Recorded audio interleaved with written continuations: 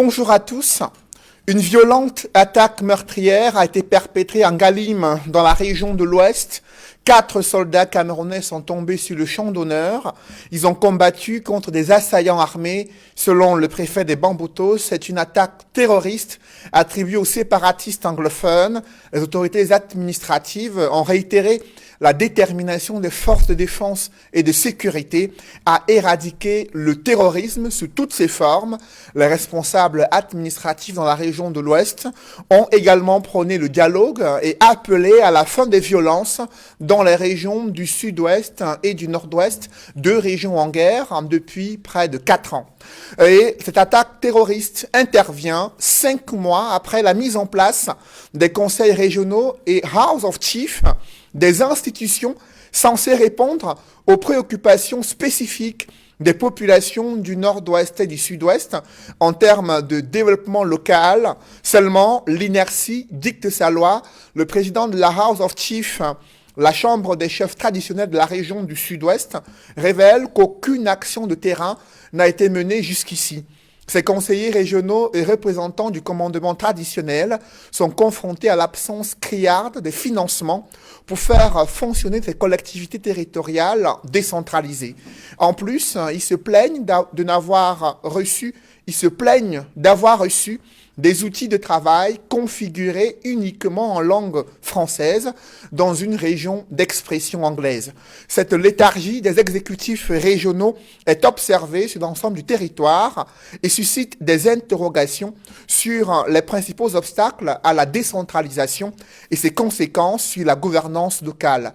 Une autre préoccupation très importante pour les Camerounais, ce sont les tensions toujours perceptibles au Tchad voisin.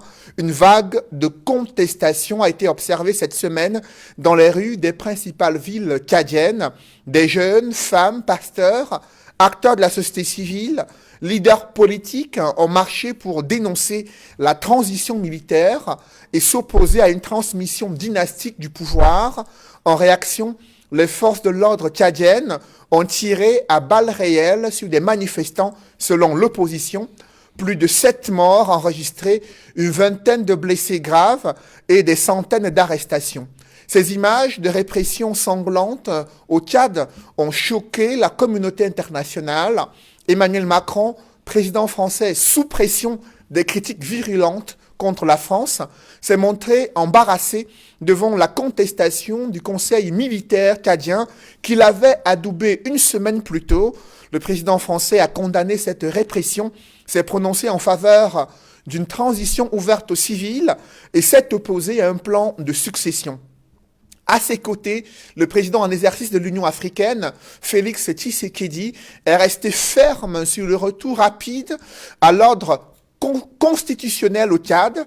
Cette évolution dans la position de la France a amené le Conseil militaire tchadien à annoncer un dialogue national inclusif et un gouvernement ouvert à tous les fils et filles du Tchad. Cependant, qu'est-ce qui pourrait justifier cette thèse élaborée autour d'une succession de père en fils à la tête d'une république en violation des principes démocratiques? L'annonce de l'ouverture d'un dialogue national inclusif est-elle la garantie d'une sortie de crise au Tchad?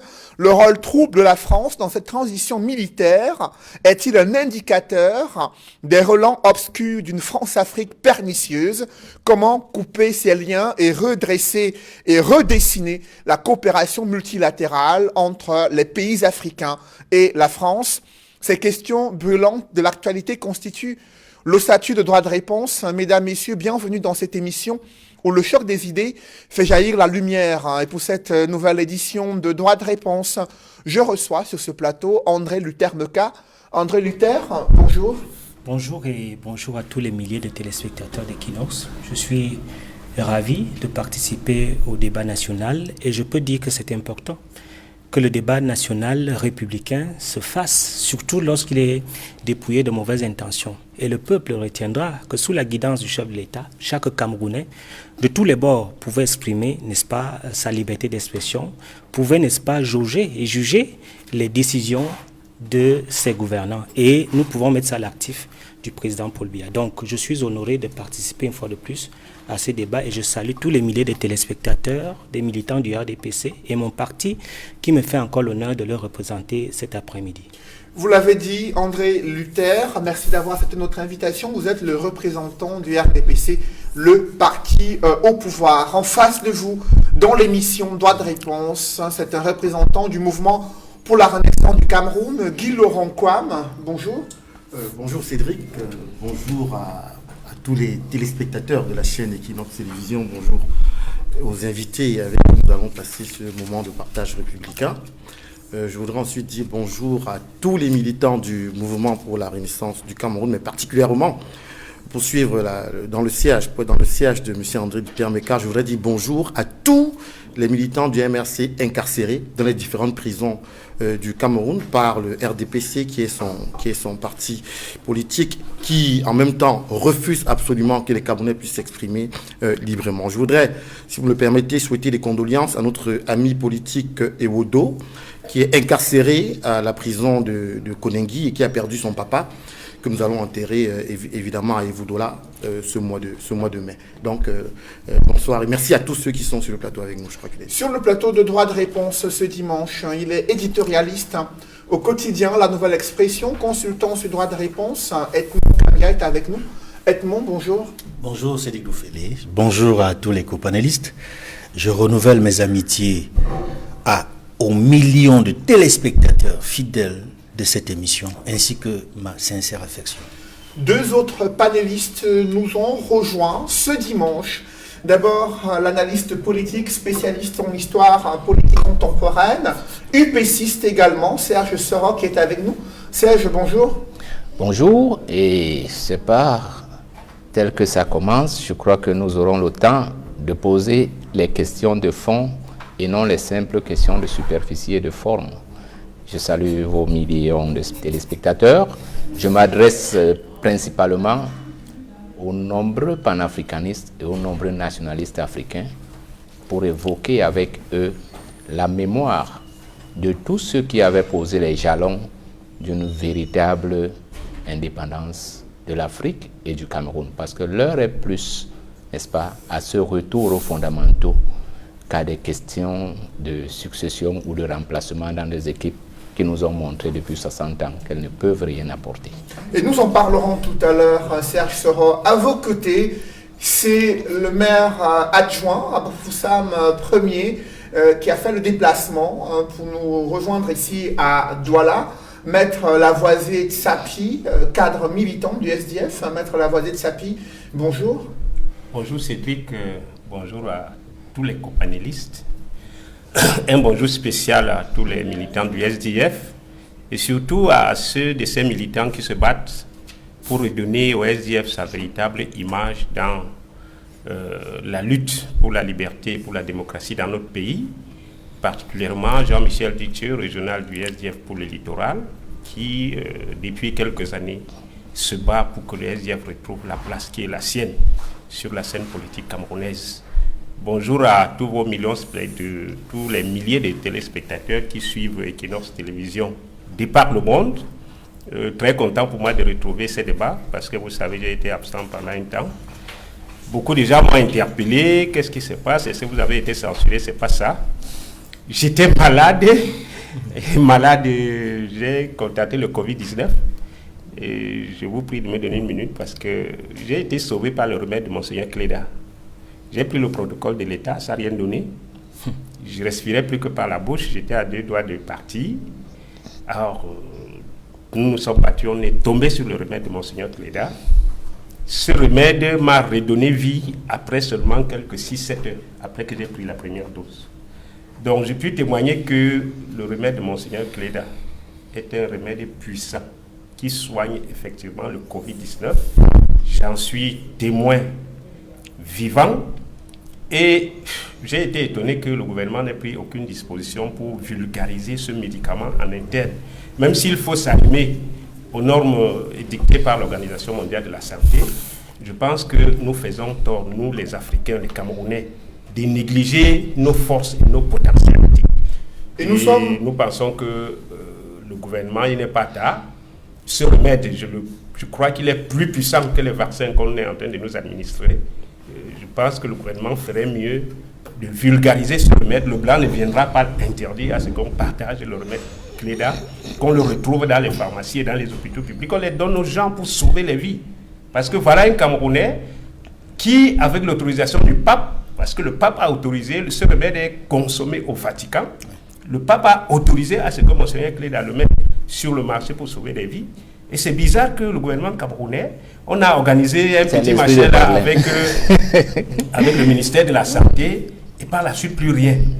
Non, je pense qu'il faut que nous soyons sérieux et que le gouvernement puisse reconnaître les valeurs nationales, les promouvoir, et les amener à faire que nous puissions nous développer. Le cas Monseigneur Cléda est un cas vraiment patent, j'en suis témoin vivant. Et nous sommes très ravis de vous retrouver parmi nous, de savoir que vous êtes en parfaite santé. On a suivi de près votre situation sanitaire et votre prise en charge médicale. Merci à nouveau d'être avec nous. Et je reste avec vous, Maître Lavoisier Tsapi. Vous avez suivi cette évolution de la situation au Tchad voisin, une semaine après la mise en place d'un conseil militaire de transition. Il y a eu une vague de manifestations à l'intérieur de ce pays. Plusieurs milliers de jeunes sont sortis dans les rues pour contester la mise en place d'une transition militaire et dénoncer une transmission dynastique du pouvoir. Comment avez-vous apprécié cette évolution de la situation sociopolitique au Tchad? Ben, je pense que cette situation traduit l'échec de la gouvernance Idriss Déby Itno, parce que si après 30 ans de pouvoir, il n'a pas pu faire asseoir des institutions solides qui puissent résister aux appétits des membres de sa famille, qui puissent résister à l'armée. Le rôle de l'armée dans un pays, ce n'est pas de gouverner. L'armée est là pour défendre le territoire national, les citoyens et leurs biens. L'armée n'a pas vocation à gouverner. Quand vous envoyez quelqu'un se former au métier des armes, ce n'est pas pour venir prendre le pouvoir, c'est pour la politique. Il y a des politiciens qui sont faits pour gouverner, pour administrer le pays. Donc je pense que la situation qui se passe au Tchad, dans un premier temps, c'est l'échec de Déby Itno. Dans un deuxième temps, c'est les manipulations faites par la France. À savoir que les colonies françaises d'Afrique noire francophone sont restées des comptoirs coloniaux. Des comptoirs coloniaux en ce sens que regardez ce qui s'est passé au Gabon. On a remplacé Bongo par le fils. Et Yadema, on l'a remplacé par le fils. C'est des territoires colonisés par la France. Et au Cameroun, de plus en plus, on vous parlait de Franc Bia, comme si c'était un jeu. C'est une bulle d'air qu'on lance comme ça, qui peut devenir une réalité demain. Mais je pense que la France et nous les Africains, nous devons avoir honte de nous-mêmes. Parce que je ne comprends pas comment est-ce que le Tchad, qui n'a jamais connu que de coups d'État depuis l'indépendance, Félix Maloum renverse François Tombalbaye en 1975.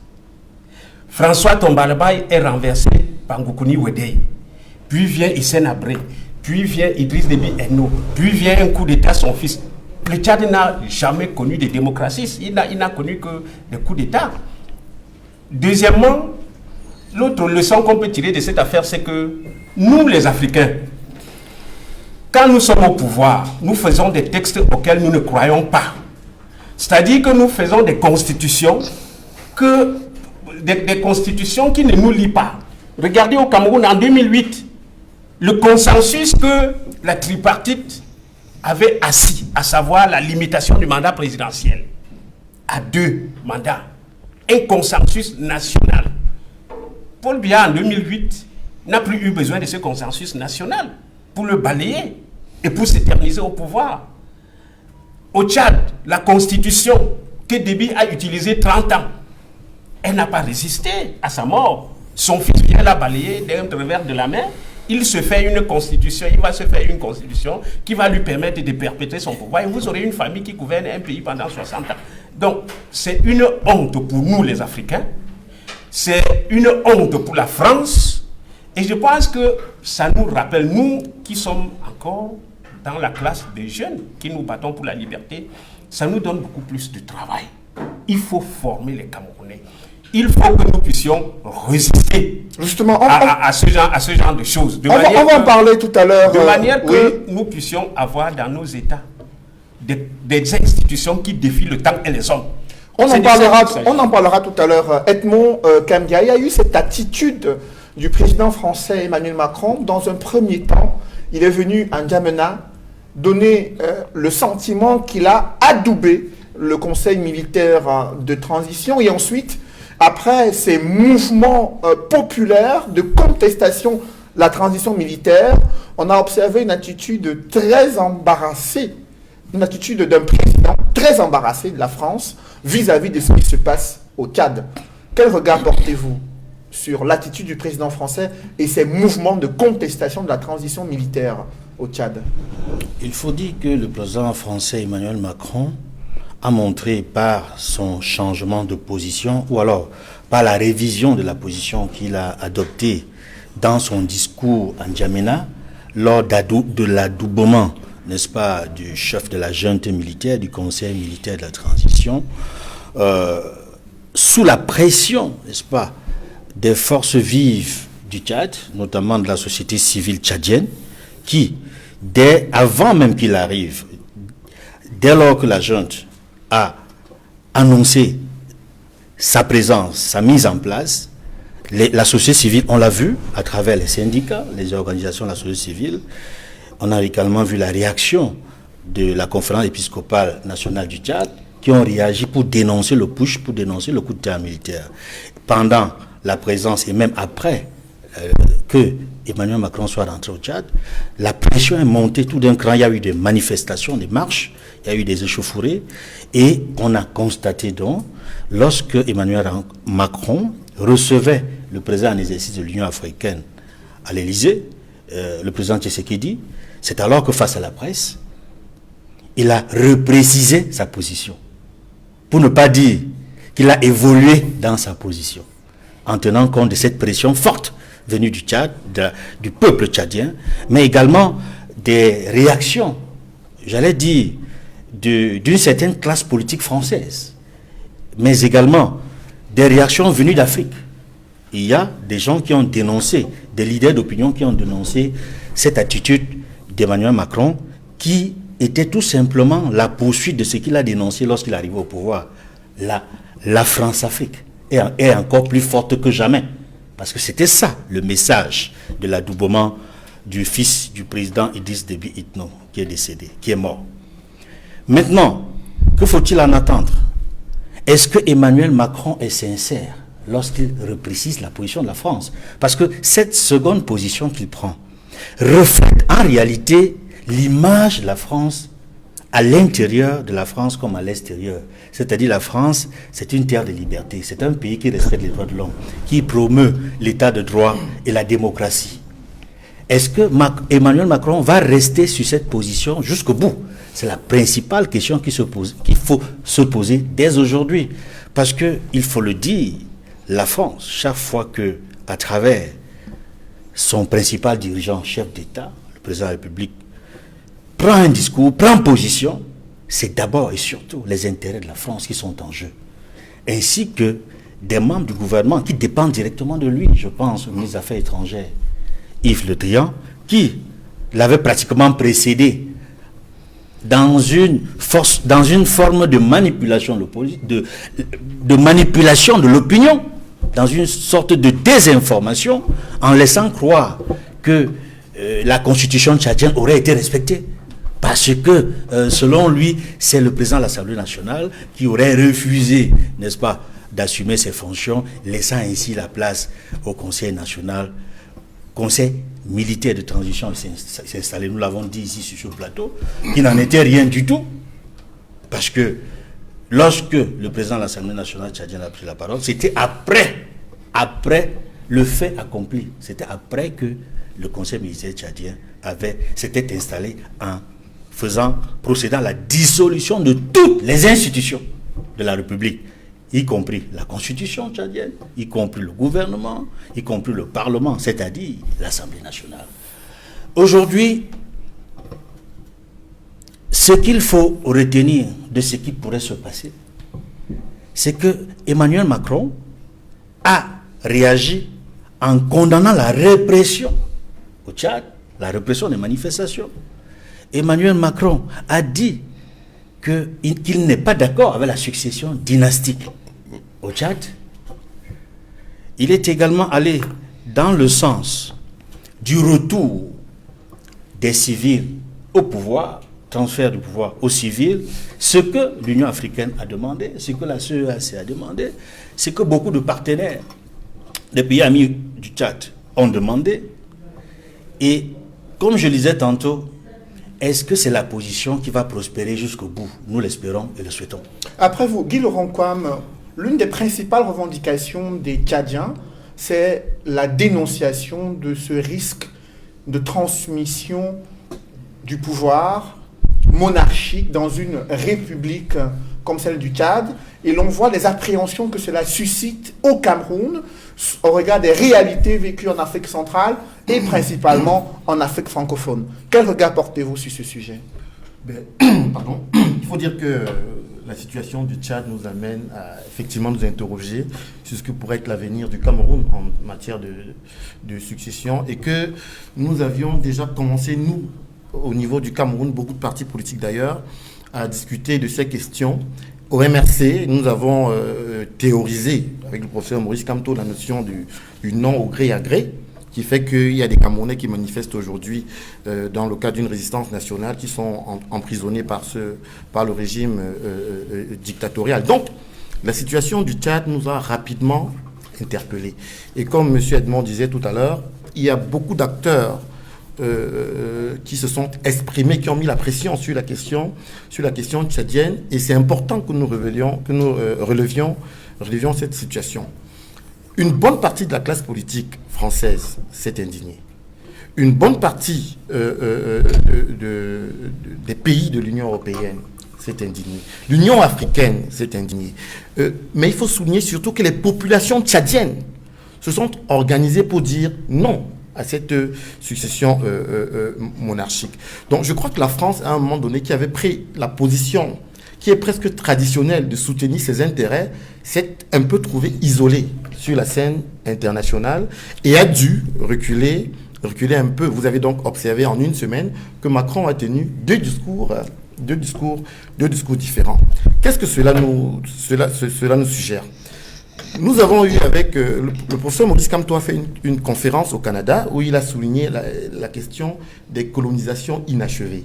Ça veut dire que depuis 1960, on en parle souvent, on a fait semblant d'offrir la liberté, c'est-à-dire de décoloniser les territoires africains, mais en même temps, on a juste fait partir la couleur blanche, mais les Noirs qui sont restés sont là pour encore protéger les intérêts de la France. Donc, il est question pour notre génération aujourd'hui si vous voulez, de remplir notre mission, qui est celle de poursuivre les décolonisations. On est tous d'accord qu'on ne peut pas compter sur le RDPC pour poursuivre le combat des libertés, non pas seulement des individus, mais de la liberté des territoires africains et donc du Cameroun. Mais il est important que les jeunes d'aujourd'hui qui ont pris conscience qu'il est important qu'ils puissent eux-mêmes avoir les manettes de leur développement, puissent, au regard de la situation tchadienne, se dire qu'il est important qu'on soit sensibilisé aux questions de poursuivre la décolonisation, surtout sur le plan économique. Donc, vous allez voir que la France, par rapport à la situation, par exemple, au Mali, où on a eu la junte militaire qui a essayé de prendre le pouvoir, la France a demandé de remettre rapidement le pouvoir aux civils. Elle a pourtant adoubé ce comportement au Tchad, en laissant la junte militaire, en l'adoubant publiquement. Donc, chaque pays défend ses intérêts et nos gouvernements doivent également tout faire pour pouvoir empêcher qu'on ait un pays qui se fasse manipuler par les grandes puissances. La jeunesse d'aujourd'hui refuse de vivre dans cette situation d'instabilité institutionnelle. On ne peut rien prévoir.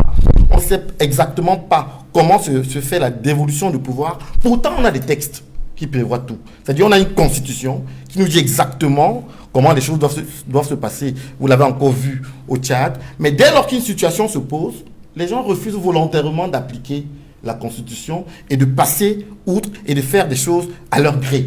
C'est pour ça qu'on dit chez nous le non au gré à gré. Et il est important aussi de mesurer les conséquences de pareils comportements. Quand je parle de l'instabilité institutionnelle, je voudrais vous dire aussi que cela impacte sur l'entreprise, cela impacte sur les entrepreneurs. Parce qu'un homme d'affaires, un entrepreneur international ne peut pas absolument aller investir dans un pays où rien n'est programmable, où on ne peut rien prévoir, où on est sûr de rien. Donc il est important pour nous, les jeunes, qui voulons reprendre, pour les populations africaines, qui voulons avoir un pays stable, que l'on fasse tout et qu'on mette la pression pour que les textes soient respectés, qu'on soit dans un état de droit sans pouvoir faire de réserve là-dessus. Après vous, Guy Laurent, André Luther, il y a des critiques sur l'attitude du gouvernement et autorités camerounais concernant ce qui se passe au Tchad.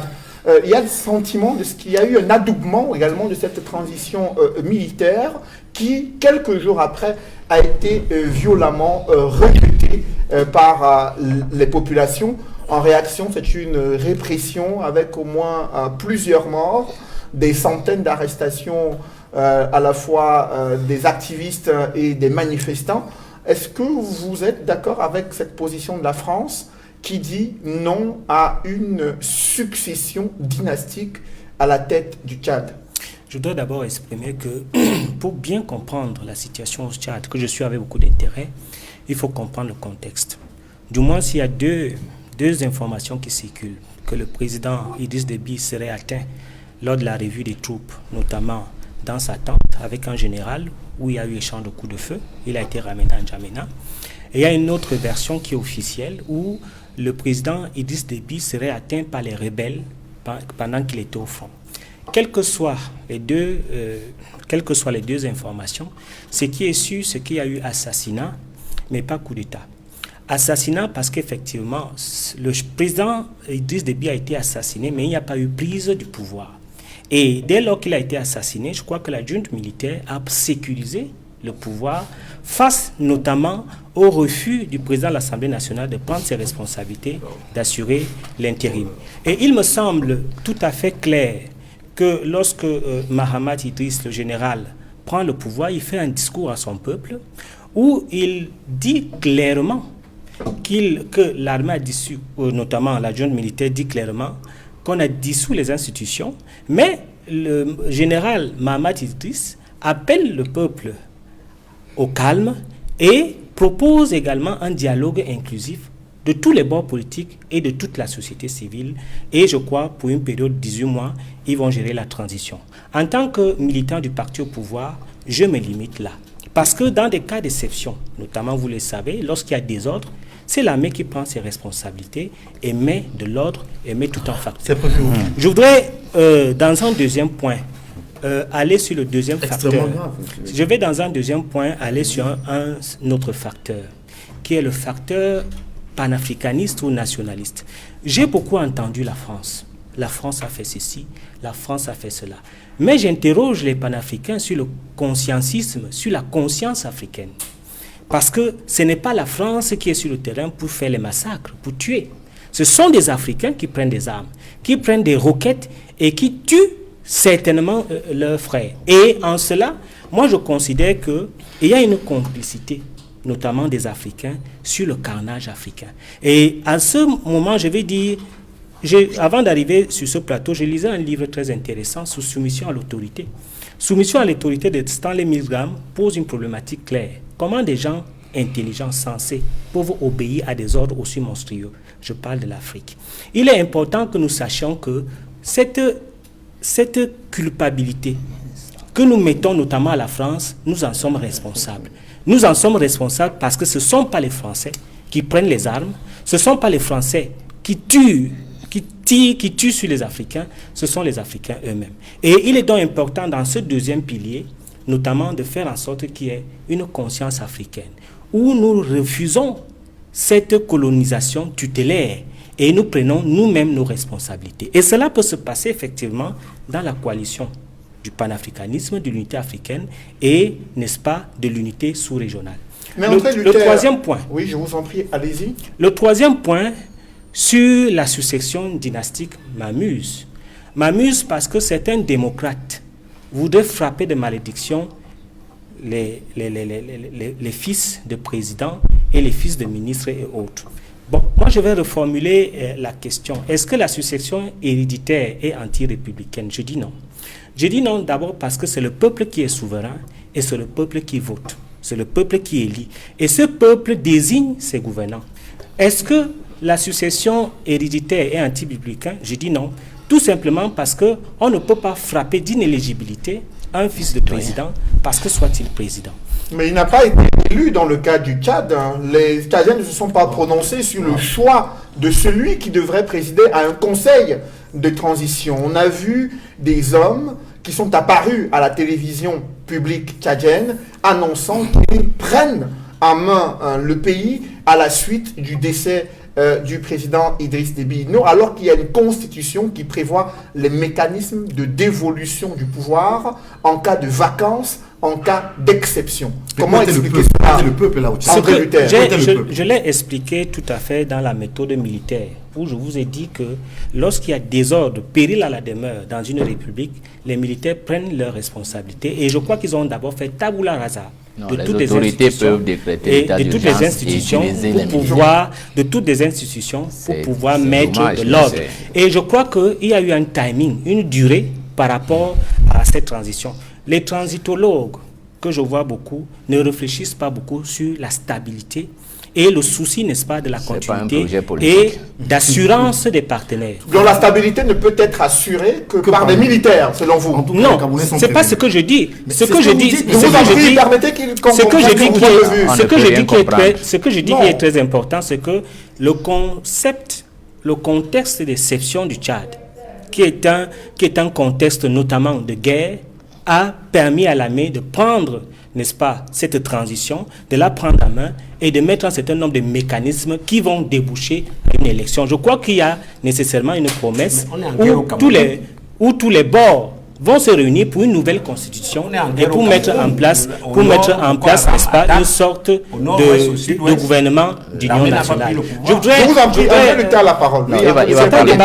C'est pas un débat très profond. Permettez qu'André Luther puisse développer son point de vue. Oui, André Luther. Je voudrais vous dire, chers messieurs, qu'il y a une théorie qu'on appelle la théorie du génie héréditaire. La théorie du génie héréditaire de Francis Galton dit quoi? Dit qu'il y a un certain nombre de transferts physiques et de psychiques supérieurs qui peuvent se transmettre avec des facteurs héréditaires vers les fils. Ce qui veut dire quoi? Ce qui veut dire que le fait qu'on investit, je vous en prie, permettez qu'il aille jusqu'au bout. André Luther, allez-y. Oui, le fait que le fils d'Idriss Déby Itno, allez-y, André Luther. Je vous parlais d'une théorie de Francis Galton qui détermine les facteurs d'hérédité à travers les transmutations, les transferts physiques et psychiques supérieurs par rapport, n'est-ce pas, au fils ou dans la famille. Donc, il y a une sorte de sécurisation, de confort psychologique et de stabilité lorsqu'on sait que, n'est-ce pas, le fils peut ressembler au père parce qu'il a toutes les attitudes physiques et psychologiques, n'est-ce pas, du père. C'est une théorie qui se fait et vous pouvez la vérifier. Alors, après vous, André Luther, Serge Soron, quel regard portez-vous sur l'évolution de la situation sociopolitique au Tchad? Les motivations ou les éléments justificatifs avancés par l'armée tchadienne sont-ils convaincants pour justifier cette prise de pouvoir, selon vous? Les théories du Conseil militaire de transition du Tchad ne m'intéressent pas. Les explications que je viens d'entendre ici et là m'attristent parce qu'elles dénotent d'une ignorance très très approfondie de l'histoire même de ce qui se trame en Afrique. Avant le Tchad, il y a eu la Côte d'Ivoire, le Gabon, le Togo. Le principe est le même. Il faut que les gens sachent que, pour moi, leader dans un parti comme l'Union des populations du Cameroun, évoquer ces questions, c'est rester sur la superficie. Parce que la question de fond n'est pas là. Vous voyez, si je veux caricaturer ce sur quoi vous vouliez que, ou certains pensent que le débat doit porter, c'est comme un match de football dans lequel l'entraîneur des deux camps est le même. On vous dit que c'est l'entraîneur de votre adversaire qui va faire les remplacements chez vous et vous voulez accepter ça. Et vous pensez qu'en débattant dessus, vous allez avancer. Vous perdrez le match toute votre vie.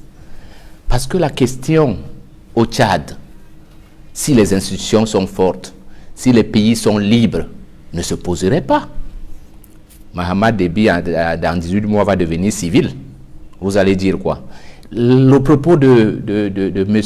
Emmanuel Macron, peut-être que vous ne l'avez pas compris. Macron dit exactement, demande qu'on entende le contraire de ce qu'il a dit. C'est-à-dire que si Mahamat Déby dit qu'il reste au pouvoir, la France va applaudir. Pourquoi la France va applaudir? Parce que la France est dans une situation où le mandat qui lui est confié depuis Berlin pour gérer la base et le jardin botanique et le marché des ressources de matières premières est en train de lui échapper. Et il lui faut faire les substitutions rapidement, tout en se souciant de la cosmétique, pour que ce qu'ils ont appelé l'esprit anti-africain ne fasse pas arriver au pouvoir les vrais patriotes. Pour comprendre la scène, en 1884, on décide que l'État du Congo est indépendant, mais propriété du roi belge. Je vais prendre cette image pour que vous compreniez et assimiler ça à toute l'Afrique. C'est-à-dire que l'Afrique est indépendante, mais elle est propriété de la France. Voilà le schéma. Et la France met donc en route l'exploitation de ça. Et elle classe les gens qui sont dedans. Il y a les indigènes, les évolués, les assimilés et les interlocuteurs valables. Tous sont à son service. Il faut le comprendre. Il ne faut pas que Martin Luther commence à rêver. Comme d'ailleurs, j'avais suivi avec beaucoup d'intérêt sur beaucoup de tableaux ce délire. Et j'ai un aîné qui va être en juillet, qui est reconnu pour, n'est-ce pas, contester, mais qui veut organiser une menace pour l'Afrique. C'est pareil, ils font partie de la liste. Parce que de l'autre côté, ce qui devrait être en train d'être construit, c'est les patriotes, c'est les réformés, c'est les importés et c'est les asservis. Parce que voilà, dans notre indépendance, voilà comment nous sommes. Et les patriotes sont éliminés physiquement. Physiquement, c'est-à-dire que, sachez, monsieur Noufélé, que si on a l'impression que vous pensez que l'Afrique doit se développer pour les Africains, écoutez, votre décision, on a déjà pris une décision de vous éliminer. Voilà dans la situation dans laquelle nous sommes. Donc, ceux dont vous voulez parler là ne sont pas dans la catégorie des patriotes. Pourquoi ils ne sont pas dans la catégorie des patriotes? Le Tchad n'avait aucun problème. Moi, les explications qu'on dit un pays en guerre, les États-Unis étaient en guerre, les armées, ils ont fait 20 ans de guerre en Afghanistan. Je n'ai pas vu les militaires prendre le pouvoir. Le Cameroun est en guerre, ça fait combien? 4-5 ans. Le Cameroun est en guerre, monsieur. Vous ne savez pas? Officielle publique. Vous ne savez pas que le Cameroun est en guerre? On n'est pas en guerre contre Boko Haram.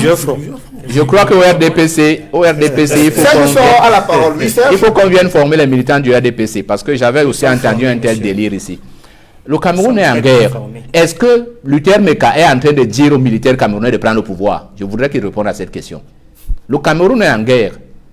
Donc pour Luther Meka, il faut que le chef d'état-major, M. Meka, dise qu'il a mis Paul Biya de côté, il a mis Niad de côté, et il a éliminé la Constitution. Ça montre seulement qu'on n'a pas d'armée, et je le dis souvent, en Afrique, il n'y a pas d'armée.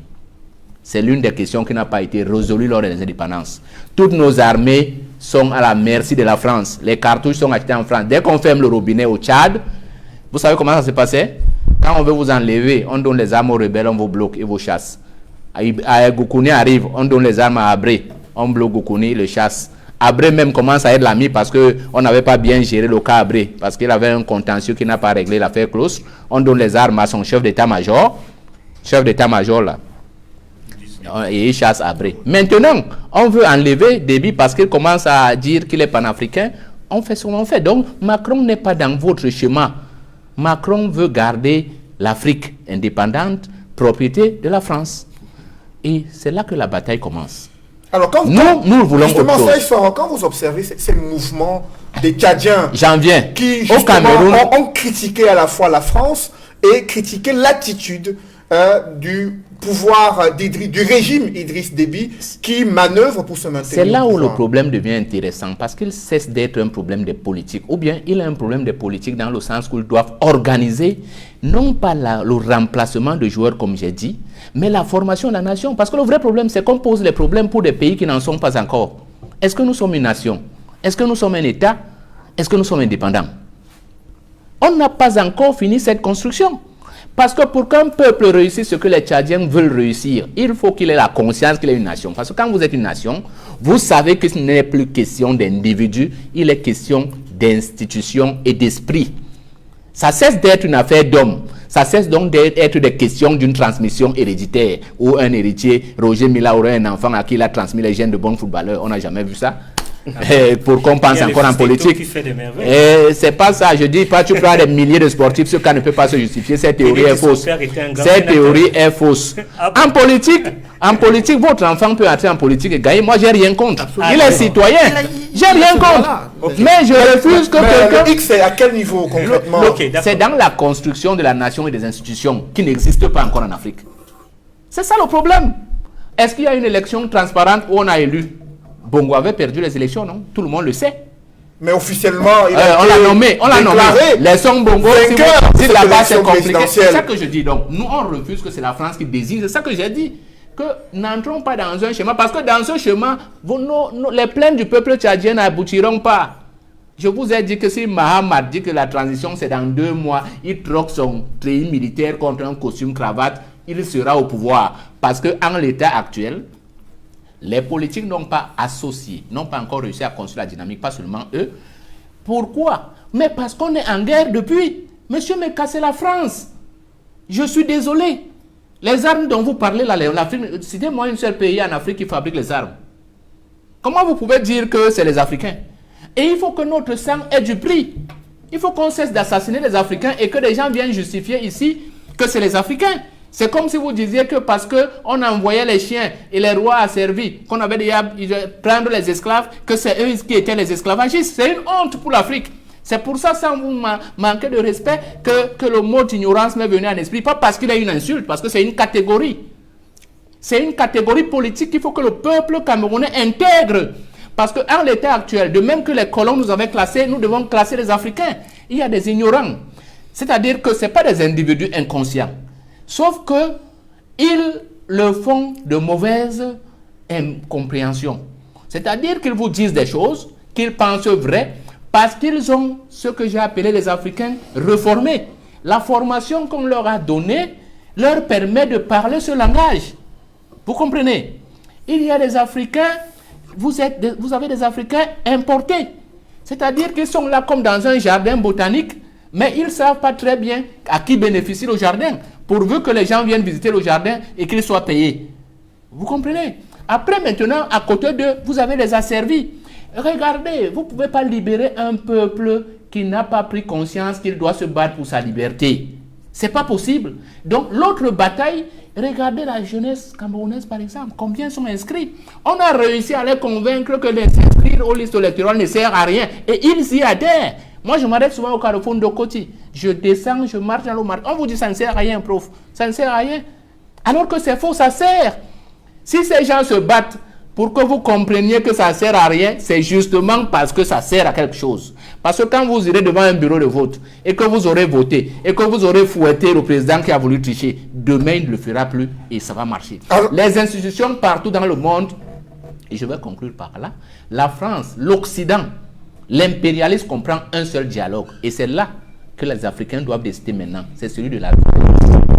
Nous sommes en pleine guerre. Parce que quand vous avez vu, moi j'ai vu au moins 26 images du corps de Désébé. Pas parce que je l'aime beaucoup, parce que non, le sang de l'Africain, même du dictateur. Vous parlez de dictature en colonie. Il n'y a pas de dictature en colonie. Vous ne pouvez pas traiter un homme qui vous a servi, parce que Déby a servi la France. On a accusé Hissène Habré, mais on oubliait que Déby était son chef d'état-major. Sauf que la France voulait liquider Hissène Habré. Or, vous ne pouvez pas traiter quelqu'un qui vous a servi comme ça si, fondamentalement, vous n'êtes pas violent et vous ne vous considérez que vos intérêts et non ceux des autres. Justement, donc, le vrai débat de fond, ce n'est pas l'office de qui va remplacer l'Antiquité. C'est comment on va construire des nations avec des citoyens pour rompre le cordon ombilical de Berlin. On va en parler, on en parlera dans cette émission. On n'appellera pas à l'insurrection contre la France sur ce plateau. Mais avec vous, Maître Lavoisier de Sapi, on va interroger ce rapport de force créé par les Tchadiens, mobilisés dans les rues en milieu de semaine pour faire entendre leur voix face à cette transition militaire, c'est uniquement après la sortie du président français autour de mercredi à 12h que le président de la transition militaire s'est exprimé à 14h, bien après que Macron ait déclaré qu'il faut davantage ouvrir la transition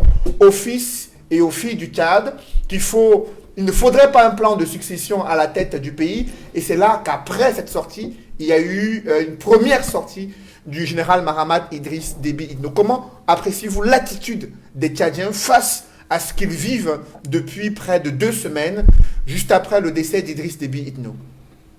L'attitude des populations tchadiennes est une attitude extrêmement courageuse. Et je souhaite que cette attitude se maintienne et que les Tchadiens continuent de contester la transition militaire et de permettre le retour aux institutions civiles dans ce pays. Parce que, comme l'a dit mon cher frère André Luther, je ne pense pas que le contexte sécuritaire puisse permettre à une armée, justifier à une armée de prendre le pouvoir. Parce que la guerre se passe très loin de la capitale. Et si, comme vous l'indiquez, il n'y a même pas de preuve à ça, si le président de l'Assemblée nationale, qui devait assumer l'intérim de la présidence, il a refusé de prendre le pouvoir, il y a un vice-président de l'Assemblée nationale, il y a un président du Conseil constitutionnel au Tchad. Donc, le processus normal de remplacement d'un chef d'État au Tchad était bien dessiné par la Constitution. Mais les Tchadiens ont refusé, les militaires tchadiens ont refusé cela.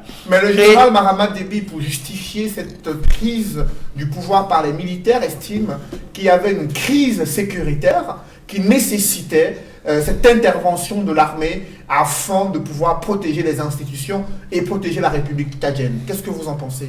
C'est les manipulations de la France.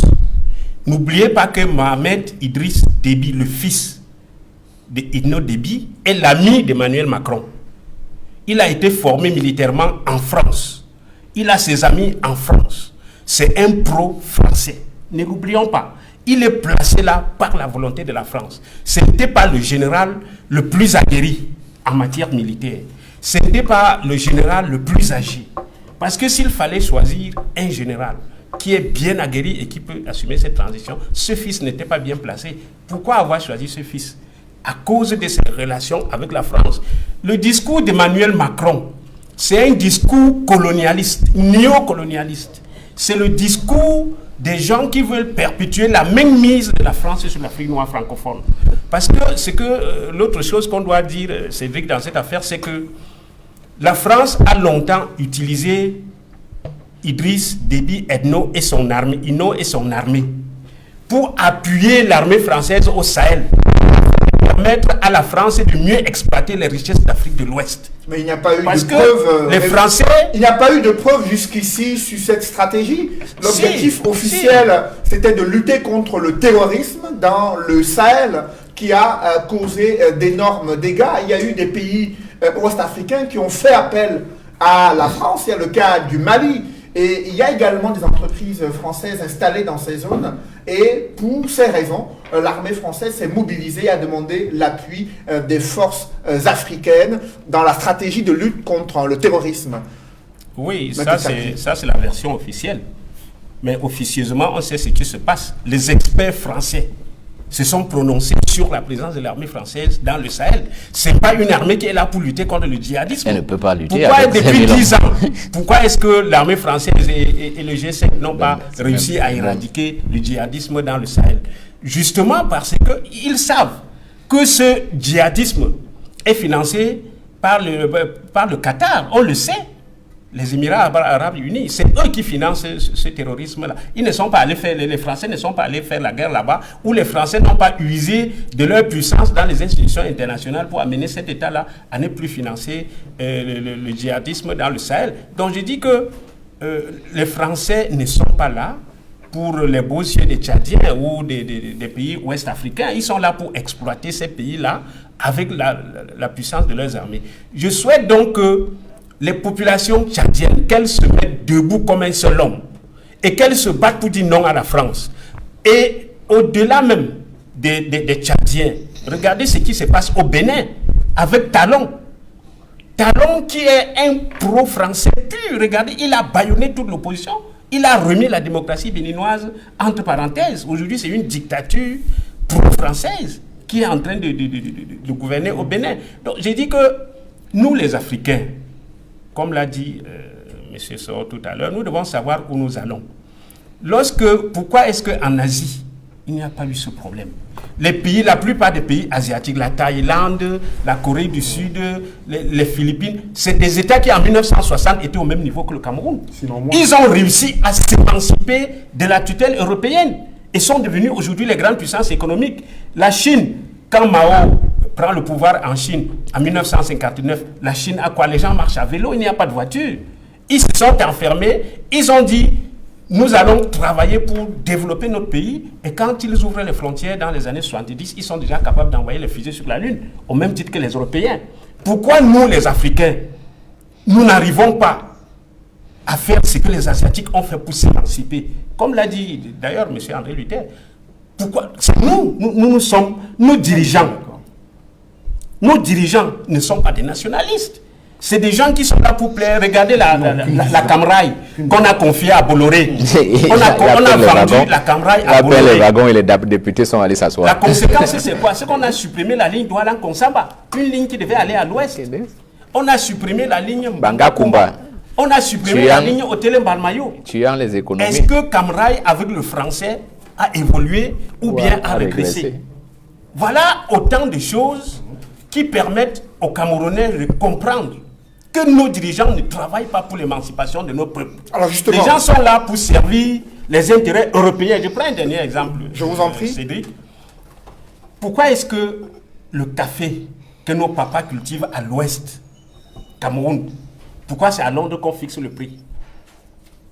Il faut bien comprendre. Qu'est-ce que le gouvernement camerounais fait pour que le prix du café ou du cacao ne soit pas fixé à Londres et que le planteur profite? Il y a des tas de solutions qu'on ne veut pas appliquer parce que justement, il faut gouverner pour plaire aux Blancs. Le peuple tchadien s'est levé pour dire non, nous ne voulons pas ça. Et il faut que ça contamine même le Cameroun. Il faut que les Camerounais se mettent debout pour dire à M. Biya que vous avez mis pratiquement 40 ans à foutre le Cameroun en l'air. Il faut maintenant qu'on mette le Cameroun sur le droit chemin. Alors justement, j'aimerais interpeller André Luther sur l'attitude des dirigeants africains et particulièrement du président de la République du Cameroun, au regard des critiques formulées sur ce plateau, sur ces dirigeants africains qui ne servent pas l'intérêt des populations, mais qui posent des actions visant à plaire aux partenaires internationaux. Mais quels partenaires œuvrent pour leur maintien au pouvoir durant des décennies? Que répondez-vous? Je voudrais d'abord dire, Dr Soro, de me respecter, parce que ce que je dis a d'autant plus un sens que j'ai fait beaucoup de lectures sur le panafricanisme. Je ne voudrais pas l'informer, mais il sait que Ouniobe a dit non. Il sait que Lumumba a dit non. Il sait que Sankara a dit non. Il sait que Sékou Touré a dit non. Monsieur Soro, je vous parle de la théorie des commanditaires et des exécutants. Ça veut dire que s'il y a des commanditaires, il y a les exécutants, les deux sont d'autant plus coupables. Et les exécutants sont d'autant plus coupables parce que c'est eux qui tuent, c'est eux qui sont sur le terrain. Je voudrais que nous soyons clairs du fait que s'il y a une conscience africaine que nous devons avoir, c'est la conscience de s'affranchir, n'est-ce pas, de la colonie tutélaire qui nous commandite comme des marionnettes. Il faut que ce soit clair. Il ne faudrait pas seulement que nous jetons l'opprobre sur la France, que nous critiquons la France, alors que nous-mêmes, nous sommes les propres exécutants de ce complot international. Il est important que les Africains le sachent. Et je voudrais vous dire effectivement que si quand vous dites nous, quand vous précisez bien les dirigeants, les dirigeants, c'est pas non, je parlais des Africains. Je parle des Africains. Je vous en prie, monsieur. André Luther a la parole. Monsieur, je vous en prie. André Luther a la parole. Vous réagirez bien après. Guy Laurent et Maître Sapi. Guy Laurent et Maître Sapi, je vous en prie, André Luther a la parole. André Luther, je vous en prie. Allez-y. Il a la parole. Vous réagirez bien après, André Luther. Cho Ayaba et tous les commanditaires du Nozo ne sont pas des Français. Ils ne sont pas des Américains. Ce sont des Camerounais qui financent, notamment à travers des commanditaires, ces guerres-là. Donc, je voudrais, s'il vous plaît, monsieur Sow, ne faites pas la diversion. Serge, Moi, je suis dans un débat je suis dans un débat très sérieux. Hein. Non, docteur Sow, vous ne pouvez pas me prendre la parole. Vous ne pouvez pas me prendre la parole. Je vous ai écouté religieusement. André Luther et Serge. Non. Je vous ai écouté religieusement. Messieurs, je vous en prie, on se calme d'abord. Je voudrais préciser sur ce plateau. Pour qu'on puisse comprendre les avis des uns et des autres, il faut permettre à chaque interlocuteur et panéliste de pouvoir aller jusqu'au bout de son analyse pour qu'on puisse réagir. Donc, pour le moment, c'est André Luther qui a la parole. Vous réagirez bien après, messieurs. André Luther, je suis surpris qu'un africaniste comme Dr Sow refuse de dire qu'il y a des Africains qui sont morts parce qu'ils ont dit non. Qu'il y a des Africains qui ont dit non. Et c'est cette théorie que je suis en train de dire, que nous ne pouvons pas nous abouter seulement sur la France sans mettre la culpabilité sur les Africains. Restons sur le sujet. Restons sur le sujet, je vous en prie. Restons sur le sujet. C'est un sujet important. Permettez qu'il aille jusqu'au bout. Vous ne lui permettez pas. Non, Serge. Laissez qu'il aille jusqu'au bout, vous allez réagir. Parce que quand vous ne lui permettez pas d'aller jusqu'au bout... Souvent, il faut réagir à chaud. Non, vous ne se trompe pas. Vous ne lui permettez pas. Je ne suis pas d'accord. Ils disent que les Juifs ont financé... Serge Sora, nous ne sommes pas dans une cour de récréation. Nous sommes pour les Africains, c'est bon. Ce plateau de mais pour les autres, c'est impossible. Permettez qu'il aille jusqu'au bout pour qu'on comprenne quel est son point de vue. On ne peut pas comprendre son point de vue si on l'interrompt à chaque moment. André Luther. Je veux dire qu'il n'y a pas un côté qui soit responsable. Je suis en train de dire qu'il y a les commanditaires et les exécutants. Et les deux sont d'autant plus responsables parce qu'ils activent ce complot international. C'est-à-dire quoi? C'est-à-dire que nos propres frères sont complices, notamment, n'est-ce pas, de ce plan maléfique contre l'Afrique. Parce que, je vais vous dire pourquoi nous, au Cameroun, on ne tombe pas. Nous, au Cameroun, on ne tombe pas parce qu'effectivement, nous sommes solidaires de la paix. Et nous refusons de trahir notre pays. C'est pour ça que nous ne tombons pas. Et c'est pour ça que je dis que le président Paul Biya est un nationaliste. Il est un nationaliste, pourquoi? Parce qu'il a tout fait. Qu'est-ce qu'il a fait concrètement? Alors que le Cameroun est en guerre depuis près de 4 ans. On a vu la situation dans le nord-ouest et le sud-ouest. On voit le niveau de paupérisation dans les régions septentrionales avec cette reprise et ce regain des tensions d'insécurité liées aux activités de Boko Haram. Qu'est-ce que le chef de l'État a fait en tant que nationaliste pour rassurer les Camerounais et pour leur montrer qu'il est dans une voie patriotique pour l'émergence du pays? Je voudrais d'abord vous dire que toutes les crises qu'il y a eu au Cameroun, nous n'avons jamais vu l'armée française débarquer et s'immiscer dans les crises du pays. Je voudrais vous signaler que sur le plan entrepreneurial, il y a une nationalisation des entreprises. Donc, je peux citer, pour ne pas faire la publicité. Et je voudrais également vous signifier qu'aujourd'hui, même la nationalisation de nos ressources naturelles est en cours avec une société que vous connaissez, la Sonamine. C'est vous démontrer aussi que le chef de l'État, le président Paul Biya, est le premier en Afrique à avoir diversifié les partenariats, notamment vers la Chine et la Russie. Donc, c'est pour dire quoi? C'est pour dire que c'est un président qui a le souci effectivement de l'autonomisation de l'économie, sans toutefois être en autarcie et pouvoir s'ouvrir à l'extérieur. Mais j'aimerais qu'on me comprenne très bien. J'aimerais que les Africains me comprennent très bien, parce que toutes les lectures que j'ai faites sur le conscientisme de Nkrumah, tout sur le lumumbisme, j'ai constaté qu'il y a des Africains qui ont dit non et qui sont restés tels quels. Et il est aujourd'hui important que ceux qui prennent les armes sachent qu'ils ne tuent pas les Français. Ce sont les Africains qui meurent, ce sont les Tchadiens qui meurent, ce sont les Guinéens qui meurent, ce sont les Libériens qui meurent et ce ne sont pas les Français. Donc il faut s'affranchir de cette colonisation tutélaire. Voilà ma position, Dr Sow. Et je refuse que vous m'insultez parce que je connais très bien l'histoire de l'Afrique. Alors Serge Soro, est-ce que le chef de l'État Paul Biya est un nationaliste au regard des actes qu'il a posés depuis qu'il est à la tête du Cameroun? Je n'en ai pas l'impression. La Camraille était camerounaise. SNEC, je ne sais pas si ça existe. Sonel, je ne sais pas si ça existe. Sotuk, ça existe. J'ai la liste, quand j'étudiais le cas de la démocratie au Cameroun, de 160 entreprises qui ont disparu. Sous M. Paul Biya. Qu'est-ce qui a été nationalisé? Sous M. Paul Biya. Je vous dis ceci, et parce que pour moi, ce n'est pas là le débat. Vous voyez, je voudrais qu'André Luther dise une chose avant qu'on avance, parce que c'est une insulte envers les Africains. Quand on vous met un canon à la tempe et qu'on vous dit de tuer votre mère, vous n'êtes pas responsable. Sauf si il veut qu'on dise que je l'ai insulté. Vraiment, il ne faut plus redire ça sur un plateau de télévision. Non, moi je vous n'allez jamais ouvrir la bouche pour dire que les Juifs ont mis Hitler au pouvoir. Si vous le dites, vous êtes censuré dans le monde entier. Vous ne pouvez pas venir sur une chaîne aussi sérieuse. C'est incompréhensible parce que c'est lugubre. Mais je suis en train de vous dire que les Africains sont responsables de ces massacres. Non. Autant que les Français. Non, il n'y a pas de... Quand un soldat dans l'armée, laissez-moi vous raconter la leçon parce que j'en ai la formation. On nous a appris que le soldat exécute intégralement les ordres tels qu'on lui sont donnés parce que la responsabilité de l'exécution de ces ordres échoua au supérieur qui les donne. Monsieur, je suis désolé et je pense qu'il vous faut penser à une autre émission où nous viendrons dire aux Africains la vérité. Nous les panafricains et les patriotes. Vous parce que ceux qui gouvernent, vous croyez que vous êtes le seul à le connaître. Je vous en prie, André Luther. Mais il a la parole. Dans une bulle. Nous ne les insultons pas. Ce sont les exigences de la gouvernance. Sauf qu'il ne gouverne pas pour nous puisqu'il a reconnu. Je ne l'ai pas reconnu. Il dit très bien que ces gens qui sont des agents commerciaux des comptoirs coloniaux, parce que nous sommes encore en colonie. Les exécutants. Ils sont des exécutants, il a dit. Sauf si, en disant, il n'a pas pensé. Et justement, au Cameroun, il y a ceux qui pensent et ceux qui dépensent. Malheureusement, pour lui, il est souvent du côté de ceux qui dépensent. Il ne pourra jamais dire que les Juifs sont des auteurs de la Shoah.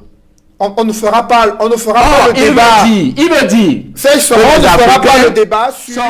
des colonisateurs. On ne fera pas le débat sur l'histoire des Juifs victimes du nazisme dans le monde. Voilà. Il faut donc qu'on arrête d'insulter les Africains que les Juifs ont quand été on veut victimes défendre... du nazisme. Restons sur la question de fond, s'il vous plaît. Voilà, la question de fond... à ce néocolonialisme. Voilà. Il faut donc qu'il exclue.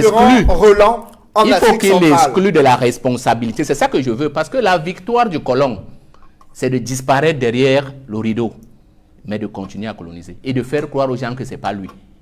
Or, c'est ça le vrai problème. C'est pour ça que j'ai fait appel à l'autre élément, malheureusement. Vous comprenez donc que même pour l'Africain, il faut s'interdire sur les plateaux d'imaginer que les Africains ont colonisé. Parce que le dire, c'est dire qu'ils ont colonisé. Ils ont été victimes de la colonisation qui continue. Et à partir de ce moment, la bataille commence donc et on se met en ordre. Ce que je veux aussi ajouter, c'est que, vous voyez, c'est triste. Il dit qu'on va construire ensemble l'émancipation de nos peuples, mais on n'est pas d'accord sur les causes de la défaite. Vous ne pouvez pas. C'est quand vous avez fait le bon diagnostic et que vous avez identifié ensemble et vous êtes d'accord que c'est ça le mal, que vous pouvez construire ensemble. Sinon, la guerre continue. Il prétend que prendre les armes, c'est mauvais. Mais écoutez, quand la confiscation du pouvoir, quand vous bouchez toutes les règles d'accès à la gestion du bien pour le peuple, vous croyez qu'il reste quoi? Il reste la guerre. Et oui, et le Cameroun n'y a pas échappé. Il y a eu combien de coups d'État au Cameroun? Vous ne le connaissez pas? La paix, ce n'est pas la paix des cimetières. Le Cameroun n'est pas en paix. On n'est pas en paix quand on dort affamé. On n'est pas en paix quand on reste sur une moto 24 heures sur 24 dans un carrefour, monsieur Meka. Le Cameroun n'est pas en paix. Boko Haram a pris 3 régions. 2 sont au nord-ouest et au sud-ouest. Cho Ayaba n'a rien à y voir. Si Cho Ayaba en est arrivé à dire qu'il faut prendre les armes, mais c'est parce qu'il ne voyait pas les perspectives même dans la décentralisation. Le maire est là. Moi, j'ai un maire. Les gens construisent. Prenons la moto, allons dans les rues du Cameroun. Chaque famille est en train de construire une baraque sur la chaussée pour vendre la tomate, l'igname et tout ça. Ce n'est pas une république. Nous ne sommes pas en république, c'est quand vous voyez ces images, et quand vous voyez ces qui s'annonce, quand vous voyez ces images, c'est le conflit social potentiel parce que dès que vous allez raser ces gens, c'est de la caricature que vous faites. C'est pas de la caricature. Descendons en rue là, devant Equinox, devant Equinox là. Oui. Les Camerounais qui ont marché avant-hier, les Ben Sikineurs qui ont marché avant-hier à Yaoundé étaient contents de leur pays. Ceux qui sont en prison pour leur liberté sont contents. Vous des cas isolés. Je vous en prie, c'est comme ça que ça commence. Mais c'est comme ça. Le problème avec vous, c'est que vous êtes comme un homme normal qui refuse de voir. Donc vous êtes pire qu'un aveugle. C'est comme ça que ça commence. Est plein d'insultes dans ça. C'est comme ça que ça commence avant d'imploser. Vous comprenez, hein? Ça commence tout doucement comme ça. Allez nettoyer le marché Congo si vous n'allez pas voir la civile au Kadouala. Mais comment en est-on arrivé que tout un marché soit sur la chaussée? Si on a une bonne gouvernance, ça n'arrive pas. Parce que chacun reste à sa place. Allez remettre de l'ordre au carrefour de Coty. Vous savez, je vais vous faire une confidence. On a nommé un préfet ici une fois. Il a fait dans son discours une déclaration qu'il va résoudre le problème de Ndokoti. Le soir, le gouverneur l'a appelé. Le gouverneur de la région de l'époque l'a appelé. Il lui a dit... Ce sont des anecdotes. Je peux, dans mon livre qui sort bientôt, j'ai cité les noms. Vous aurez le temps de lire. Il lui a dit, vous allez toucher à tout, sauf à Ndokoti. Et pourquoi cette parce que si vous enlevez ces gars qui survivent à Ndokoti, Douala implose. Et si Douala implose, le Cameroun prend feu. On ne peut donc pas gérer un pays avec une épée de Damoclès sur la tête. Et mon problème n'est même pas ça, parce que ça, ce sont des conséquences, des métastases d'un cancer qui est ailleurs et qui est la France. Sans dilution de sa responsabilité, c'est la France seule. Alors justement, pourquoi? Donnez-moi un mot pour le dire avant. Vous l'avez dit, nous permettons à d'autres de réagir pour avancer dans le débat. Edmond Kangia, au-delà de la responsabilité des anciennes, des puissances qui ont administré le Cameroun sous la SDN et sous les Nations Unies et l'Afrique centrale principalement, comment appréciez-vous cette attitude des dirigeants africains qui, lorsqu'ils sont en manque de popularité sur le continent, agitent le chiffon rouge de la France pour s'attirer les faveurs de leurs compatriotes, alors qu'il y a des réalités indescriptibles comme celle que vient d'évoquer Serge Soro? Je voudrais d'abord vider un petit problème mal cerné par M. Meka lorsqu'il a parlé des coups d'État. Il a dit tout à l'heure, enfin, un peu au début de l'émission, qu'il n'y avait pas eu coup d'État au Tchad. Je voudrais qu'on vide d'abord ce petit contentieux que nous avons déjà géré ici sur ce plateau dimanche dernier, pour lui dire qu'effectivement, s'il ne le sait pas, il y a eu coup d'État au Tchad. Il y a eu coup d'État parce que c'est un pays qui a une constitution. Si on est dans une situation où même vous avez reconnu que Idriss Déby a été assassiné, donc il est mort. En cas de décès, en cas de vacance du pouvoir, en cas de décès, d'empêchement ou de démission, il est prévu dans la constitution tchadienne que celui qui assure l'intérim, c'est le président de l'Assemblée nationale. Et au cas où lui, il ne le peut pas, c'est le premier vice-président de l'Assemblée nationale. Et la constitution tchadienne le précise clairement, ce mécanisme de dévolution du pouvoir qui a été mis entre parenthèses par le conseil militaire tchadien. C'est-à-dire, il a dissous, le président Idriss Déby Itno, le fils, avec son équipe de 15 généraux, on dissout toutes les institutions. J'ai dit la constitution, j'ai dit le gouvernement, le parlement. C'est-à-dire en réalité que aucune des autorités ne pouvait plus avoir mot au chapitre. C'est un changement. Ce qui s'est passé au Tchad, c'est un changement antidémocratique. C'est un changement anticonstitutionnel. Et la charte africaine de la démocratie, des élections, de la gouvernance, considère tout changement anticonstitutionnel comme un coup d'État, un putsch. C'est le premier cas de figure. Il y a plusieurs cas de figure où il y a changement anticonstitutionnel. Donc, c'est un coup d'État. Je voulais qu'on soit rassuré là-dessus avant d'avancer, M. Meka. Vous ne le saviez peut-être pas. Je vous renvoie lire la charte africaine de la démocratie, des élections, de la gouvernance. Parce que c'est le même réseau qui continue la gestion du pouvoir. Est-ce qu'il y a donc coup d'État à ce niveau? Monsieur Meka, vous ne m'avez même pas écouté. Je vous ai écouté. Je vous dis qu'il y a eu coup d'État. Ok. Parce qu'il y a changement anticonstitutionnel. Point. Un push, un coup d'État est un changement anticonstitutionnel. Et si ça arrivait au Cameroun, je dirais la même chose. Il y aura coup d'État chaque fois qu'il y a push ou changement anticonstitutionnel. Chaque fois que les institutions ont été mis entre parenthèses, dissous. Vous devriez dire merci pour la leçon. C'est discutable. Monsieur Meka, après ces précisions, est-ce qu'on peut avancer C'est un cours de droit et de sciences politiques que je vous donne gratuitement. Je vous renvoie même dans les lectures. Avançons dans l'émission, Edmond. Je vous en prie. C'était important avant de continuer. Maintenant, au niveau, il y a eu toute une série de débats tout à l'heure auxquels je n'ai pas fait partie et pour lesquels j'aimerais intervenir. Je crois que la question que vous me posez rentre un peu dans ce sillage, c'est-à-dire la responsabilité non seulement de l'ancienne puissance coloniale, mais également des dirigeants qui les ont succédés et qui continuent dans la même lancée, non pas à apporter aux populations le bien-être, le standard de vie dont on parle, l'UPC, le bien-être des citoyens, le standard de vie de la population, mais à paupériser davantage les citoyens.